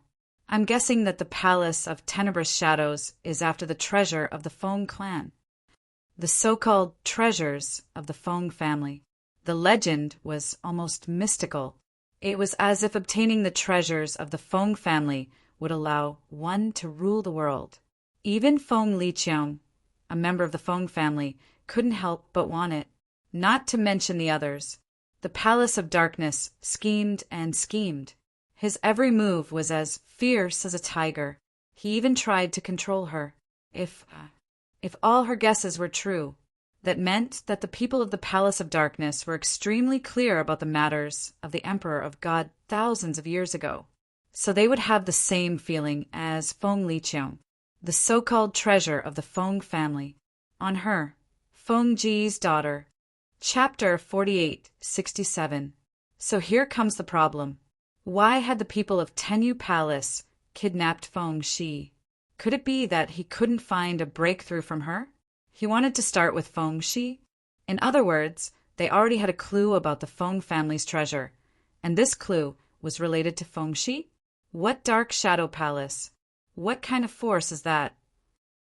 An impatient voice came from outside the door. Feng Liqiang strode in with large strides, bringing with her a cold-killing intent. Which noble family does the House of Gloom belong to? It was obvious that Feng Liqiang had rushed over after hearing that she had been kidnapped. His forehead was still dripping with sweat. Yi Qing Luo looked at Feng Liqiang's solemn and cold expression. Her eyes were filled with obvious worry and impatience. From the looks of it, it didn't seem like what Grandpa had said. He didn't seem to care about Feng Shi at all. After all, this was his biological son. I've looked into it. There is no force called Palace of Gloomy Darkness in the divinity. Master Feng's face was dark. They must be refugees who have not registered with the Divine Emperor Mansion. People from the God world. His identity and status would be registered at the Divine Emperor Palace. This was also to prevent other profound practitioners from bringing living beings from the lower realms or other realms to the God world and mixing up the noble bloodline of the God world. Those who didn't go through the registration process were called refugees. Generally speaking, the refugees of the divine world would all be expelled from the divine world, just like when Yi Qing Luo came to the God realm. It was hidden in the 100-flower garden. It was also to avoid those from the God realm from treating Yi Qing Luo as a refugee. Patriarch Feng wanted to hold a reunion banquet for Yi Qing Luo. He also wanted to include Yi Qing Luo in the Feng family's registration. It didn't matter whether Yi Qing Luo's power had met the requirements of the God realm, because she was the adopted daughter of the acting God Emperor. She was now a legal citizen of the God realm. However, the Palace of Gloomy Darkness was actually filled with refugees. This was something that Yi Qing Luo had not expected. She had always thought that the people behind the Nether Palace were from the God realm. Furthermore, he had been hiding in the God realm for a very long time. Now tell her. The other party had appeared in the God realm, but he was not from there. Then, where did the Palace of Darkness and the person behind the scenes come from? Yi Qing Luo was deep in thought. Feng Liqiang slammed the table. Refugees? What kind of refugees were they to actually form a force in the God world? Why are you targeting our Feng family? His vision suddenly congealed towards Yi Qing Luo. The depths of her eyes carried a trace of frosty coldness. You just said that the other party was also after the Feng family's treasures? For now, this is my recommendation. Yi Qing Luo nodded. From the Nirvana realm to the current God realm. You have perseverance. If this is a man chasing after a beauty, the beauty will definitely be so moved that she will devote her life to him. Ji Wuhua clicked his tongue and sighed with emotion. I won't.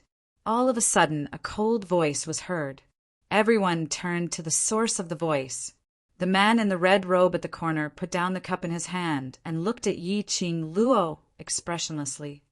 I followed you from the Nirvana realm to the God realm, but you weren't moved by me. He paused for a moment. He then looked at Ji Wuhua. So, your conclusion is wrong. Ji Wuhua. Everyone, Yi Qing Luo. Why was it back to her again? The person behind the palace of gloomy darkness is indeed from the God realm. Zhu Wuexen met Yi Qing Luo's gaze and said calmly, The God Emperor Manor has no record of the palace of gloomy darkness. But that doesn't mean that the person behind the palace of gloomy darkness is a refugee. Chapter 48-68. I followed you from Nirvana realm to God realm, but you weren't moved by me. His words paused slightly. He looked at Ji Wuhua again, so your conclusion is wrong. Ji Wuhua. Everyone. Yi Qing Luo. Why was it back to her again? The mastermind behind the gloomy palace is indeed from God realm. Zhu Wuexan met Yi Qing Luo's gaze and said calmly, God Emperor Manor has no record of the gloomy palace, but that doesn't mean that the mastermind is a refugee. Zhu Wuexan's words made the few of them look towards him. The red-robed, ink-haired man's expression was calm and cold. Only when he looked at Yi Qing Luo, his eyes were filled with burning emotions, so intense that it made Feng family's patriarch avert his gaze unnaturally. Yi Qing Luo didn't respond to Zhu Wuexan's gaze.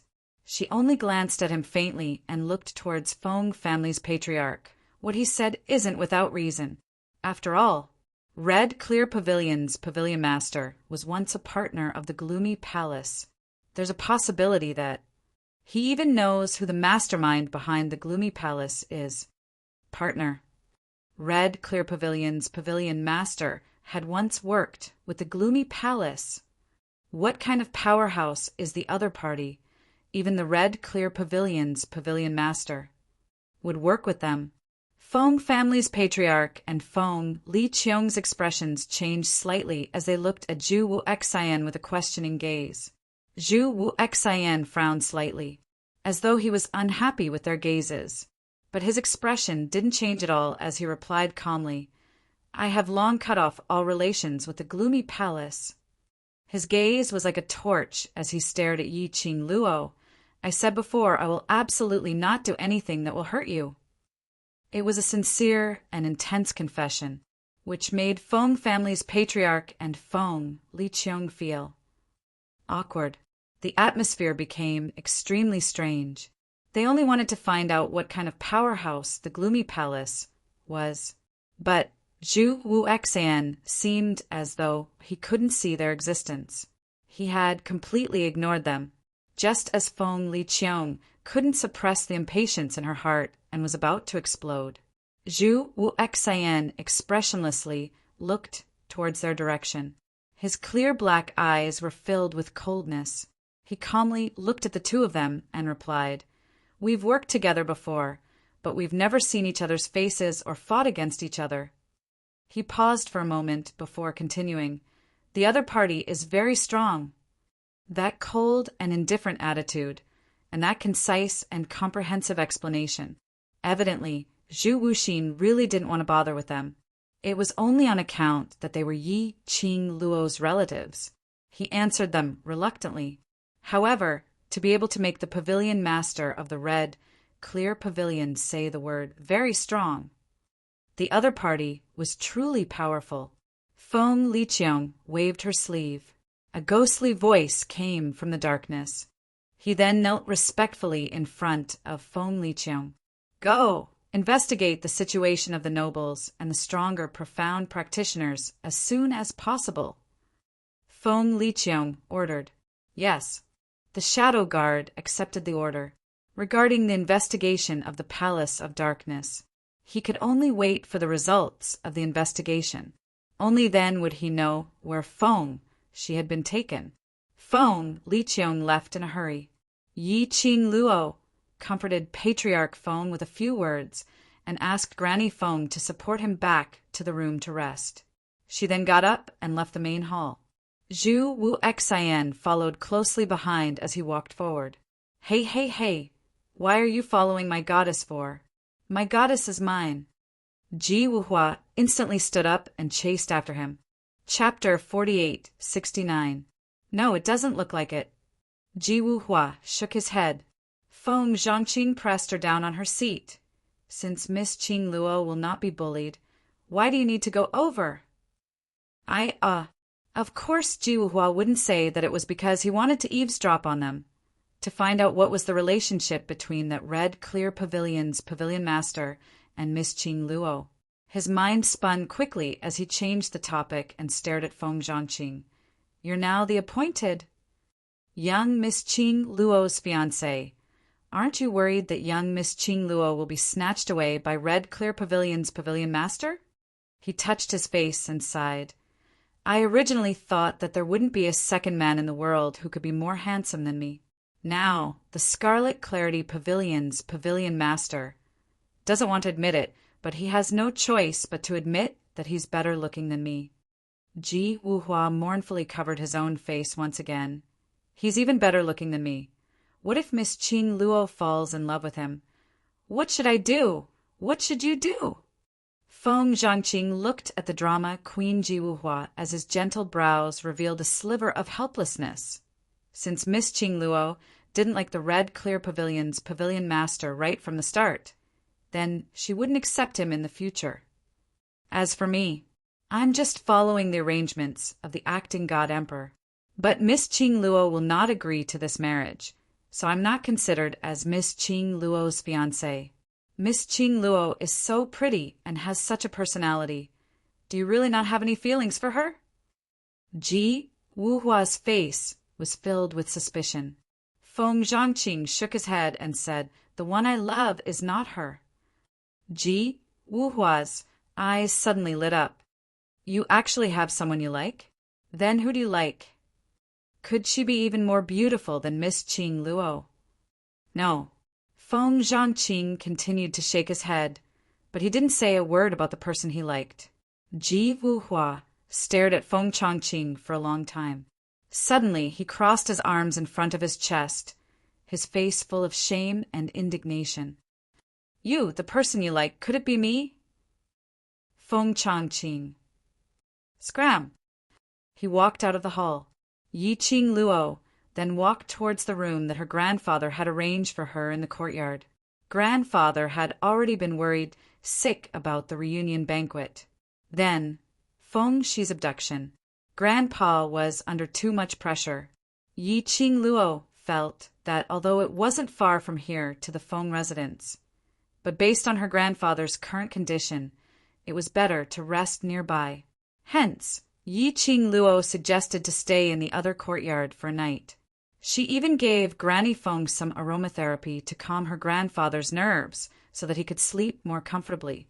He took a few steps. Yi Qing Luo suddenly stopped in her tracks as she turned her head around and looked at the man behind her with an unpleasant expression. Why are you following me for? The red-clothed, black-haired man was expressionless, a pair of eyes that were as calm as an ancient well, like an emotionless crystal. Sparkling and translucent, beautiful, beautiful. However, it did not have the slightest luster of a soul. He gazed deeply into her face. We haven't seen each other for a long time. Yi Qing Luo took a deep breath. When we were in the lower realm, wasn't what I said clear enough? Very clear. Zhu Wuxin said calmly. You said that it is your right, but whether or not I continue to like you is my right. He narrowed his eyes slightly. Yi Qing Luo You've been in the god realm for such a long time. That man has not come looking for you? Yi Qing Luo's face turned cold. This has nothing to do with Master Zhu, right? Yes. Zhu Wuxin's voice was a little chilly when he spoke words of love. Everything about you is related to me. Chapter 4870. Yi Qing Luo. She pursed her pink lips, not wanting to waste her breath talking to him about give up on her, don't pester her, etc., etc. Anyway, Zhu Wu Xian's paranoia was already beyond cure. He wouldn't listen. She might as well ask directly, "Why did you come to God Realm?" "Because of you." Zhu Wu Xian gazed deeply at her. "I know you came to God Realm, so I came." Not waiting for Yi Qing Luo to say a word, he continued, "I knew you came to God Realm, so I specially followed you here. But Dmo Xian didn't." His lips seemed to curl up slightly. It made that cold face revealed a gentleness which didn't match his character. This is enough to prove that to him. You're not the most important. He put on a very happy look. Yi Qing Luo, only I really like you. Saying that, Zhu Wu Xian took a step closer to her. He stretched out his hand towards her, as though he wanted to hold her wrist. Yi Qing Luo immediately took a step back as her eyes sunk slightly. "Zhu Wu Xian, I don't want to talk nonsense with you."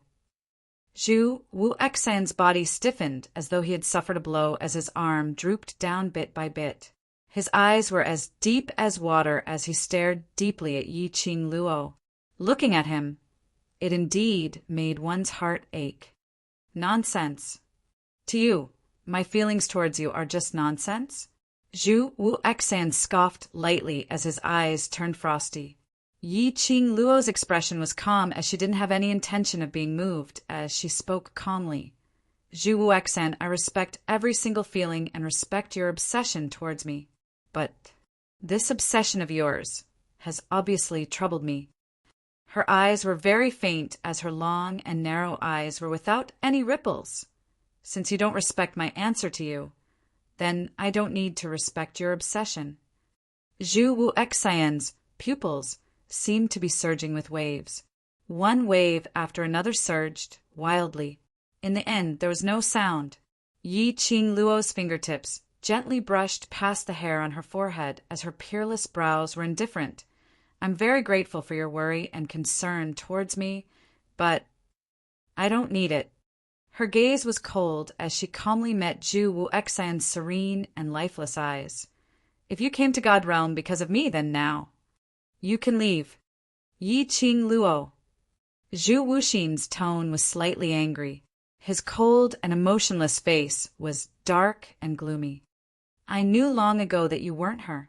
That she was naturally referring to the Xiao Qing Luo who once gave little Chu heartless warmth.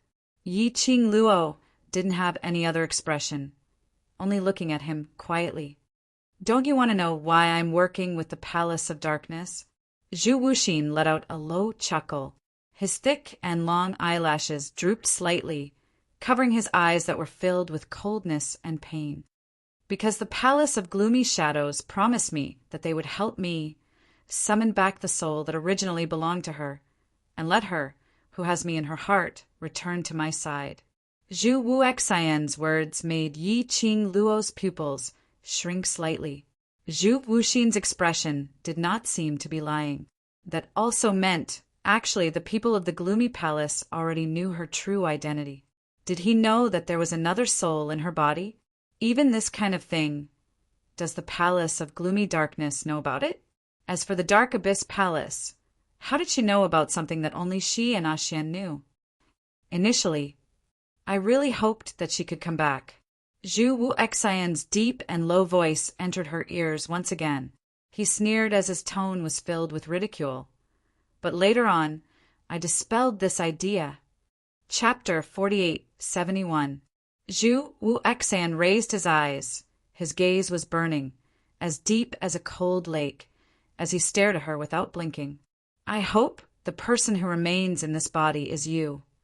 The man's voice was icy cold. She couldn't tell whether he was happy or angry, but it still made Yi Qing Luo's heart jolt. You said, I like you because of my obsession. Zhu Wuxian's thin lips curled slightly. His cold face revealed a faint smile, then now. Do you feel it's still obsession? Yi Qing Luo's pupils contracted slightly. Still, she was unable to answer. If she said it was because of obsession, but he had long known that this body of hers had already changed a core and was no longer the little Qing Luo who gave him warmth in the past, and had been pursuing till now. This really could no longer be considered as obsession towards the past. What he meant was, the person he liked was the current her, and not the past her. Zhu Wuxian's smile didn't diminish. Instead, it became even more intense. Yes, I like you. Yi Qing Luo was stunned once again. After some time, she regained her senses. As her eyes congealed slightly, Zhu Wuxian. Her voice was very soft. She was obviously close at hand, but there was an inexplicable feeling. Zhu Wuxian inexplicably didn't want to listen to the young lady's later words. But the young lady's voice was heard immediately. No matter if your obsession is at the past her or me, between us it's impossible. His eyes were like a bottomless abyss, dark and silent. Yi Qing Luo continued, Moreover, no matter if it's your pleasure or your obsession, it can't conceal the fact that you once made use of my trust towards you, and destroyed the trust one have towards you. Zhu Wuxian, I won't believe you. She turned around as she headed towards her own room. Go back. Don't look for me any more. Her resolute back view, without any reluctance. Cold, aloof, arrogant, unattainable. Zhu Wuxian's hands, which were hanging by his side, tightened. The storm which gathered in his eyes seemed as though it was going to swallow him into the darkness, until the young lady took a few steps away. His thin lips moved slightly as he spoke out coldly. I know, where is the nearest base of secluded darkness palace in God realm? The slender figure in front of him suddenly stopped. Night. The moonlight was cold and gloomy. It was as if all the light had been covered. Under the night sky, the two figures were like ghosts, until it stopped outside one of the 5 great aristocratic families, the Jiang aristocratic family. Jiang Mansion? Yi Qing Luo looked up at the plaque in front of her and frowned slightly.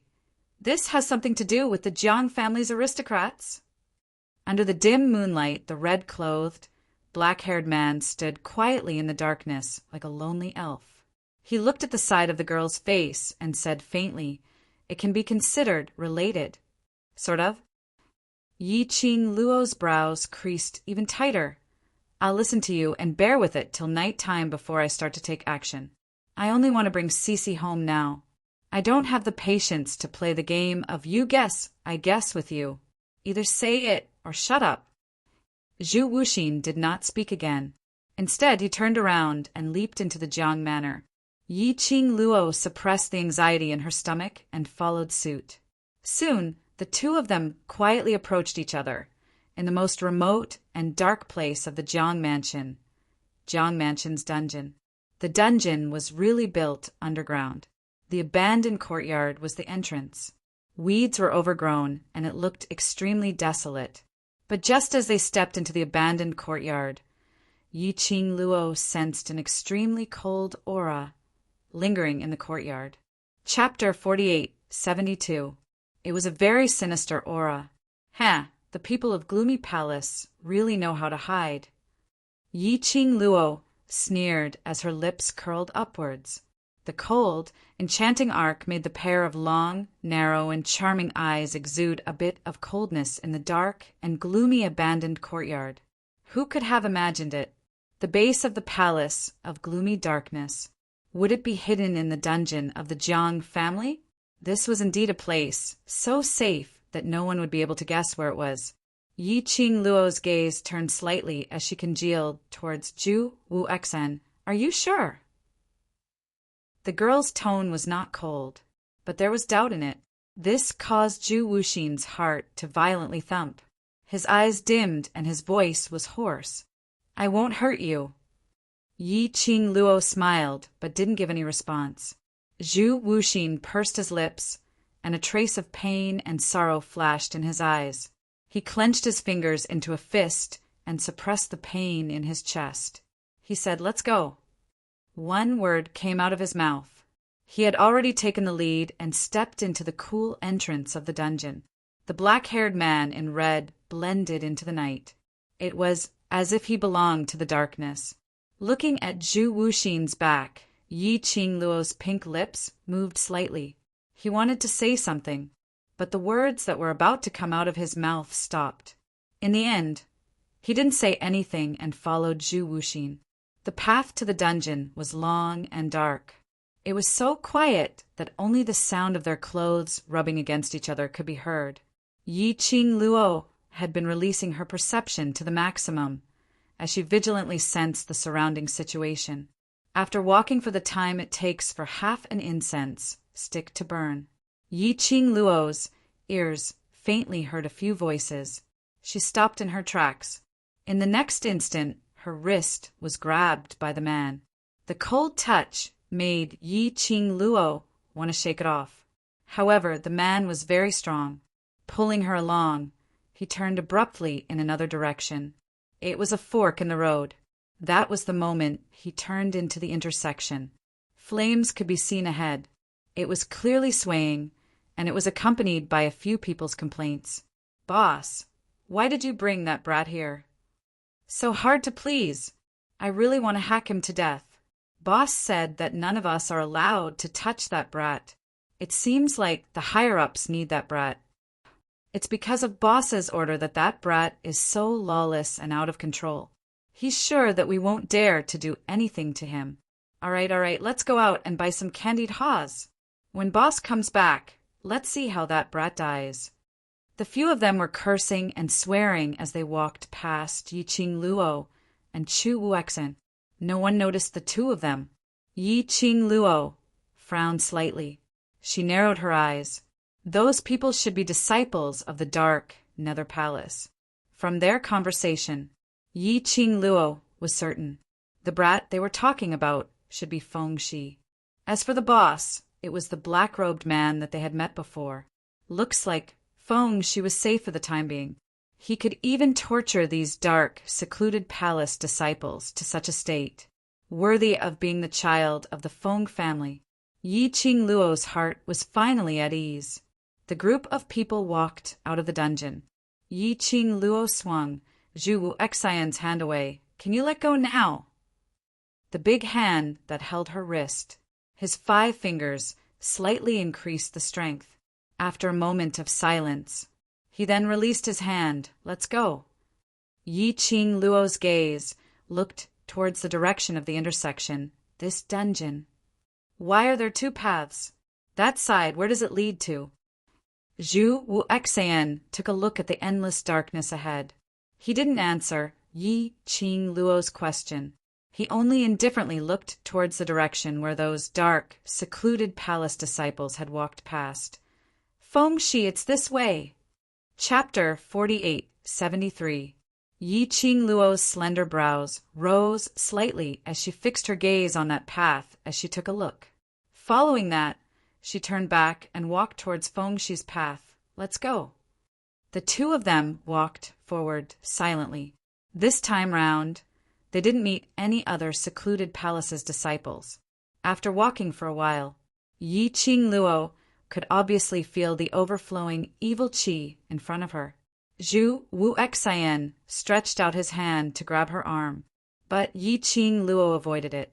She took a step forward and leaned sideways against the uneven wall as she hid herself in the darkness. Zhu Wuxian's hand grabbed onto empty air. He lowered his eyes, and in the darkness, he gazed at his frozen hand in midair. Slightly stunned for a moment, he slowly retracted his hand. Immediately after, he turned sideways and hid into the darkness. They walked forward for a distance. Yi Qingluo could see very clearly in front of her a huge iron door horizontally in front. There were a few tall and sturdy secluded palaces disciples dressed in black robes as they leaned on the side and chatted idly. There was a bright light swaying in the wind. It made the reflection of the steel door extremely long. If they wanted to enter from here, they definitely had to defeat these secluded palaces' disciples first. But the moment they took action, it would definitely attract the attention of secluded palace. That would be a huge risk to Feng Shi's safety. Yi Qing Luo's slender fingers caressed the profound phoenix ring as she squinted her eyes slightly. Looks like I can only use poison. Just as she took out a bottle of poison powder, she was prepared to blend into the air silently and make those secluded palaces' disciples who were guarding the door faint. All of a sudden, a crisp, young voice rang out from behind him. I heard that Elder Su has kidnapped a little brat. Where is he? That voice was not far away, just at the corner in front. Yi Qing Luo's body suddenly stiffened. She turned her head to look at that intersection at the lights which appeared. There were at least 5 to 6 people's footsteps. Her complexion turned slightly pale. At this moment, she was in a dilemma.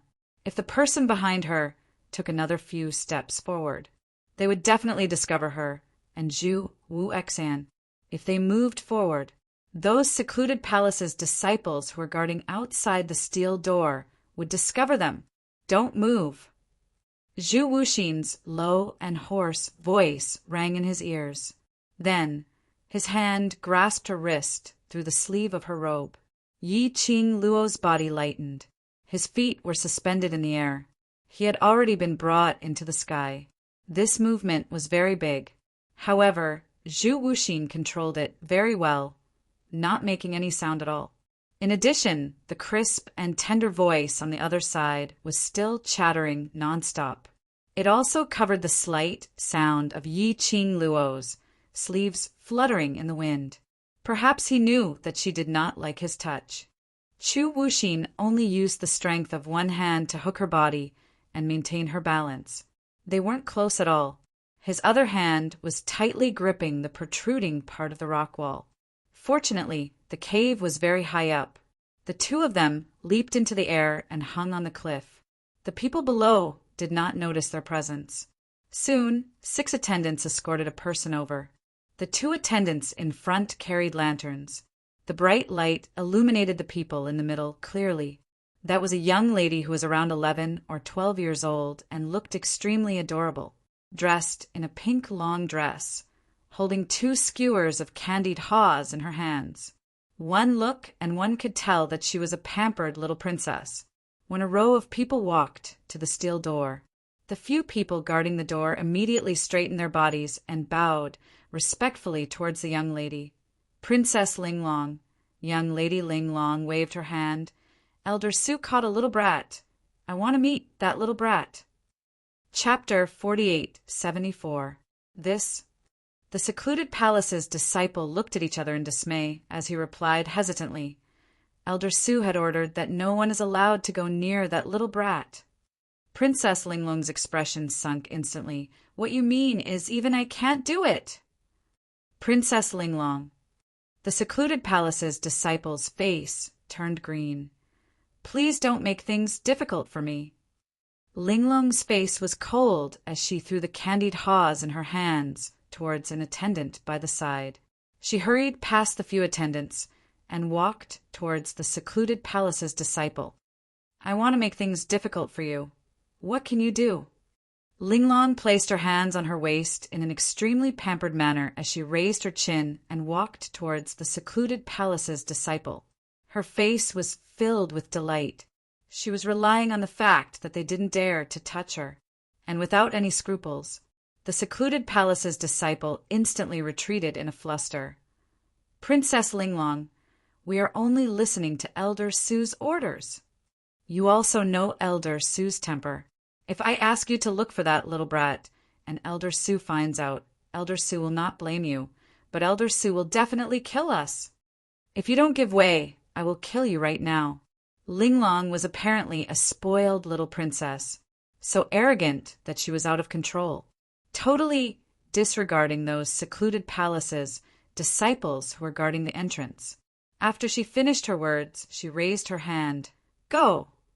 The attendants didn't hesitate at all as they walked towards the direction of the secluded palace's disciples. These attendants, apparently all of them had their own unique skills.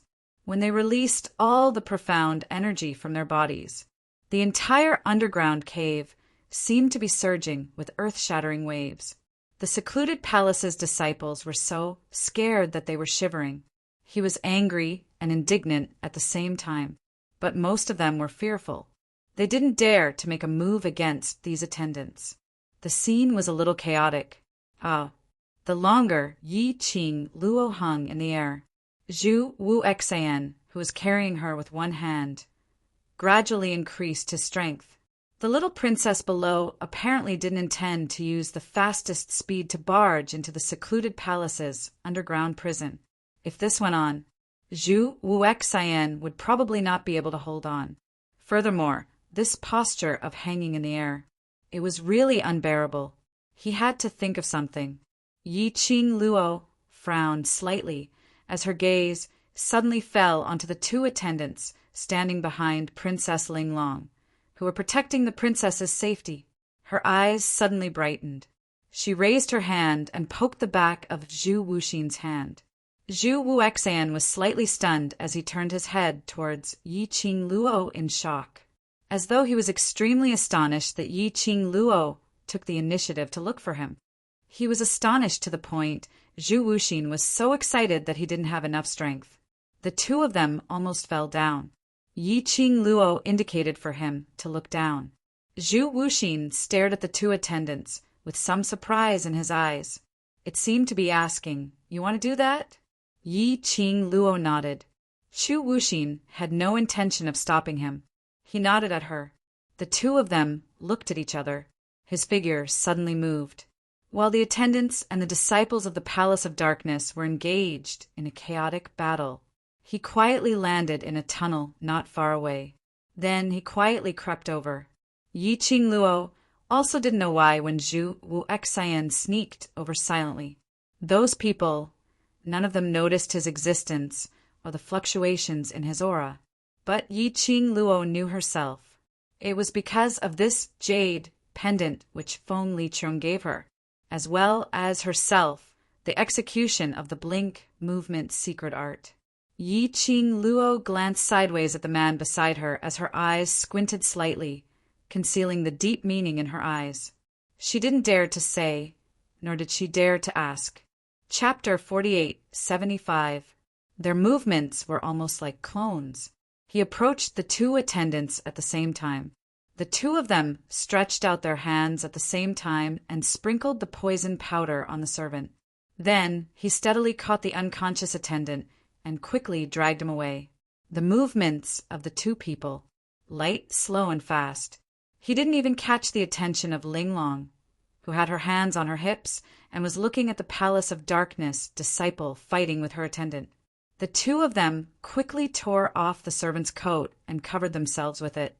The people of secluded Darkness Palace all had one thing in common. He was dressed in a long black robe that covered his head. Only the embroidery on the black robe and the unique totem symbol proved his official position and status in the Palace of Darkness. The two of them put on their outer robes. Coincidentally, his entire body was hidden in the black robe. No one could see their faces. No one would recognize them. Zhu Wuxian went to deal with the two fainted attendants.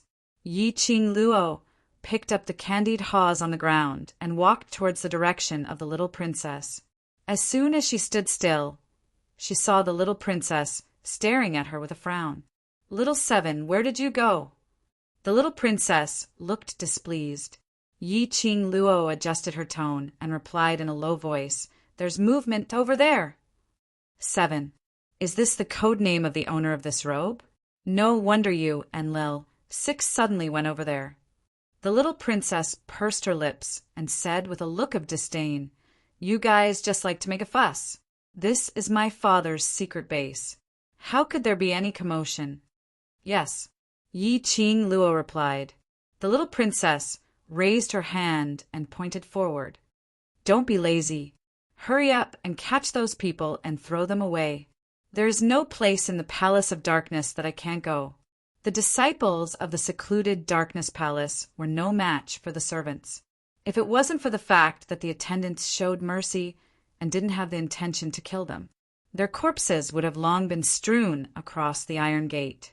The little princess was about to send more people to beat them up. He decisively let them pass. What a joke! If they didn't let him in again, Elder Su had yet to return. They would really be dead. Princess Linglong, I know my mistake.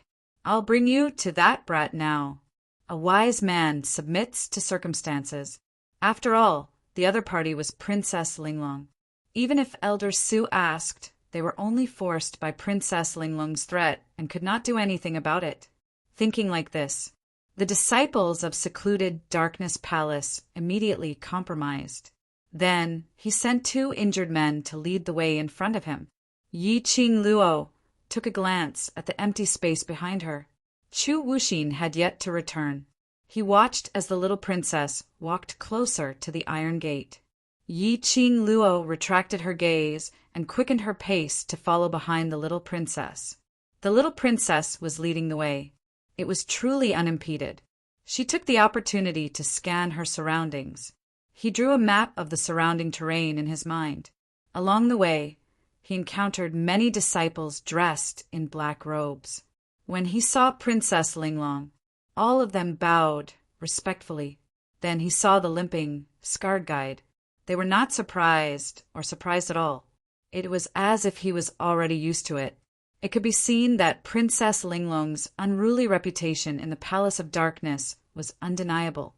Very quickly, the group of people arrived at the house where Little Wimp was imprisoned. In this dark and desolate dungeon, there was an independent space in the house. It was already considered as the best. The room's door was locked tightly. The sound of things crashing and crashing could also be heard from inside, accompanied by the child's crisp howling, "Let me out! Let me out!" Chapter 48-76. Yi Qing Luo's eyes congealed slightly. It was Feng Shi's voice. Feng, she was indeed brought to the base of the Palace of Darkness.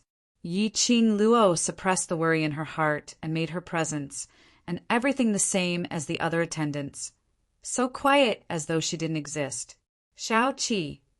Suddenly, she heard Linglong's call. Yi Qing Luo immediately raised her head and looked at Linglong. "Give it to me." She stretched out her hand. Yi Qing Luo went into a blank as she saw her right hand waving towards her, and immediately reacted as she passed the candied fruit in her hand to Linglong. "This is the little brat you've caught." Linglong stared at the tightly shut door as she laughed with interest. "Yes." The Palace of Darkness disciple immediately replied. "Open the door," Linglong ordered. There was a disciple guarding the door as an example. The Palace of Darkness disciple who was guarding outside the room naturally didn't dare to delay as he quickly opened the door. Bam! A teapot was thrown towards Linglong. "Princess Linglong!" Immediately, the surrounding people cried out in alarm. The teacup had already been smashed. Swoosh. Linglong's wrist was grabbed by someone as she was violently pulled backwards. That teacup was smashed onto the person who was blocking in front of her. Linglong could vaguely smell a very pleasant fragrance. She blinked her eyes as she raised her head. The person who was blocking in front of her let go of her. "Please punish me for offending Princess Linglong." Linglong looked at the shattered teacup on the ground, as well as the person's black robe, which was drenched. There was even a thin layer of mist spreading. Apparently, the teacup which was thrown was filled with boiling hot tea. "No problem." Linglong shook her head. "Shao Qi, you saved me." Who else could the person who blocked the teacup for her if it wasn't Yi Qing Luo? She was standing the closest. At this juncture, as an attendant, she naturally had to stand up for her master. She still hadn't managed to save Feng Shi. She absolutely couldn't ruin her image. She didn't expect. Linglong's next sentence made Yi Qing Luo even more certain that her actions this time round were simply right. "I will make an exception and recommend you to be my personal attendant." She raised her chin arrogantly. Yi Qing Luo cupped her fists. "Thank you, Princess Linglong." Linglong looked at the room again and walked towards it. The disciple of secluded Darkness Palace immediately said, "Princess Linglong, the brat inside is too violent. If you go in and hurt your precious daughter, his lordship will feel sorry for you." Linglong thought of the teacups and the sounds of them crashing to the ground. After thinking for a while, he pointed to Yiqing Luo. "Let Xiaoqi accompany me in." This was exactly what Yiqing Luo wanted. Yiqing Luo walked in front. Linglong followed behind. He even specially locked the room. As soon as he entered the room, what greeted him was a flurry of things being thrown at him. Yiqing Luo immediately waved her robe and blocked those things. Linglong poked her little head out from behind her and stared curiously in the direction where the thing had been thrown from. Amidst the ruins, a pink and jade-carved little dumpling was standing there, panting. A pair of black and white, clear big eyes stared fiercely at them. Her eyes were instantly filled with a trace of smile. "You're the little brat that Elder Su had kidnapped? You're indeed so small. Let me out." Feng Shi's expression was cold and her eyes were filled with a chilly intent. The current him. Totally no one could tell that he was so cute in front of Yiqing Luo. He looked exactly like the real. Feng family's eldest grandson should have the attitude.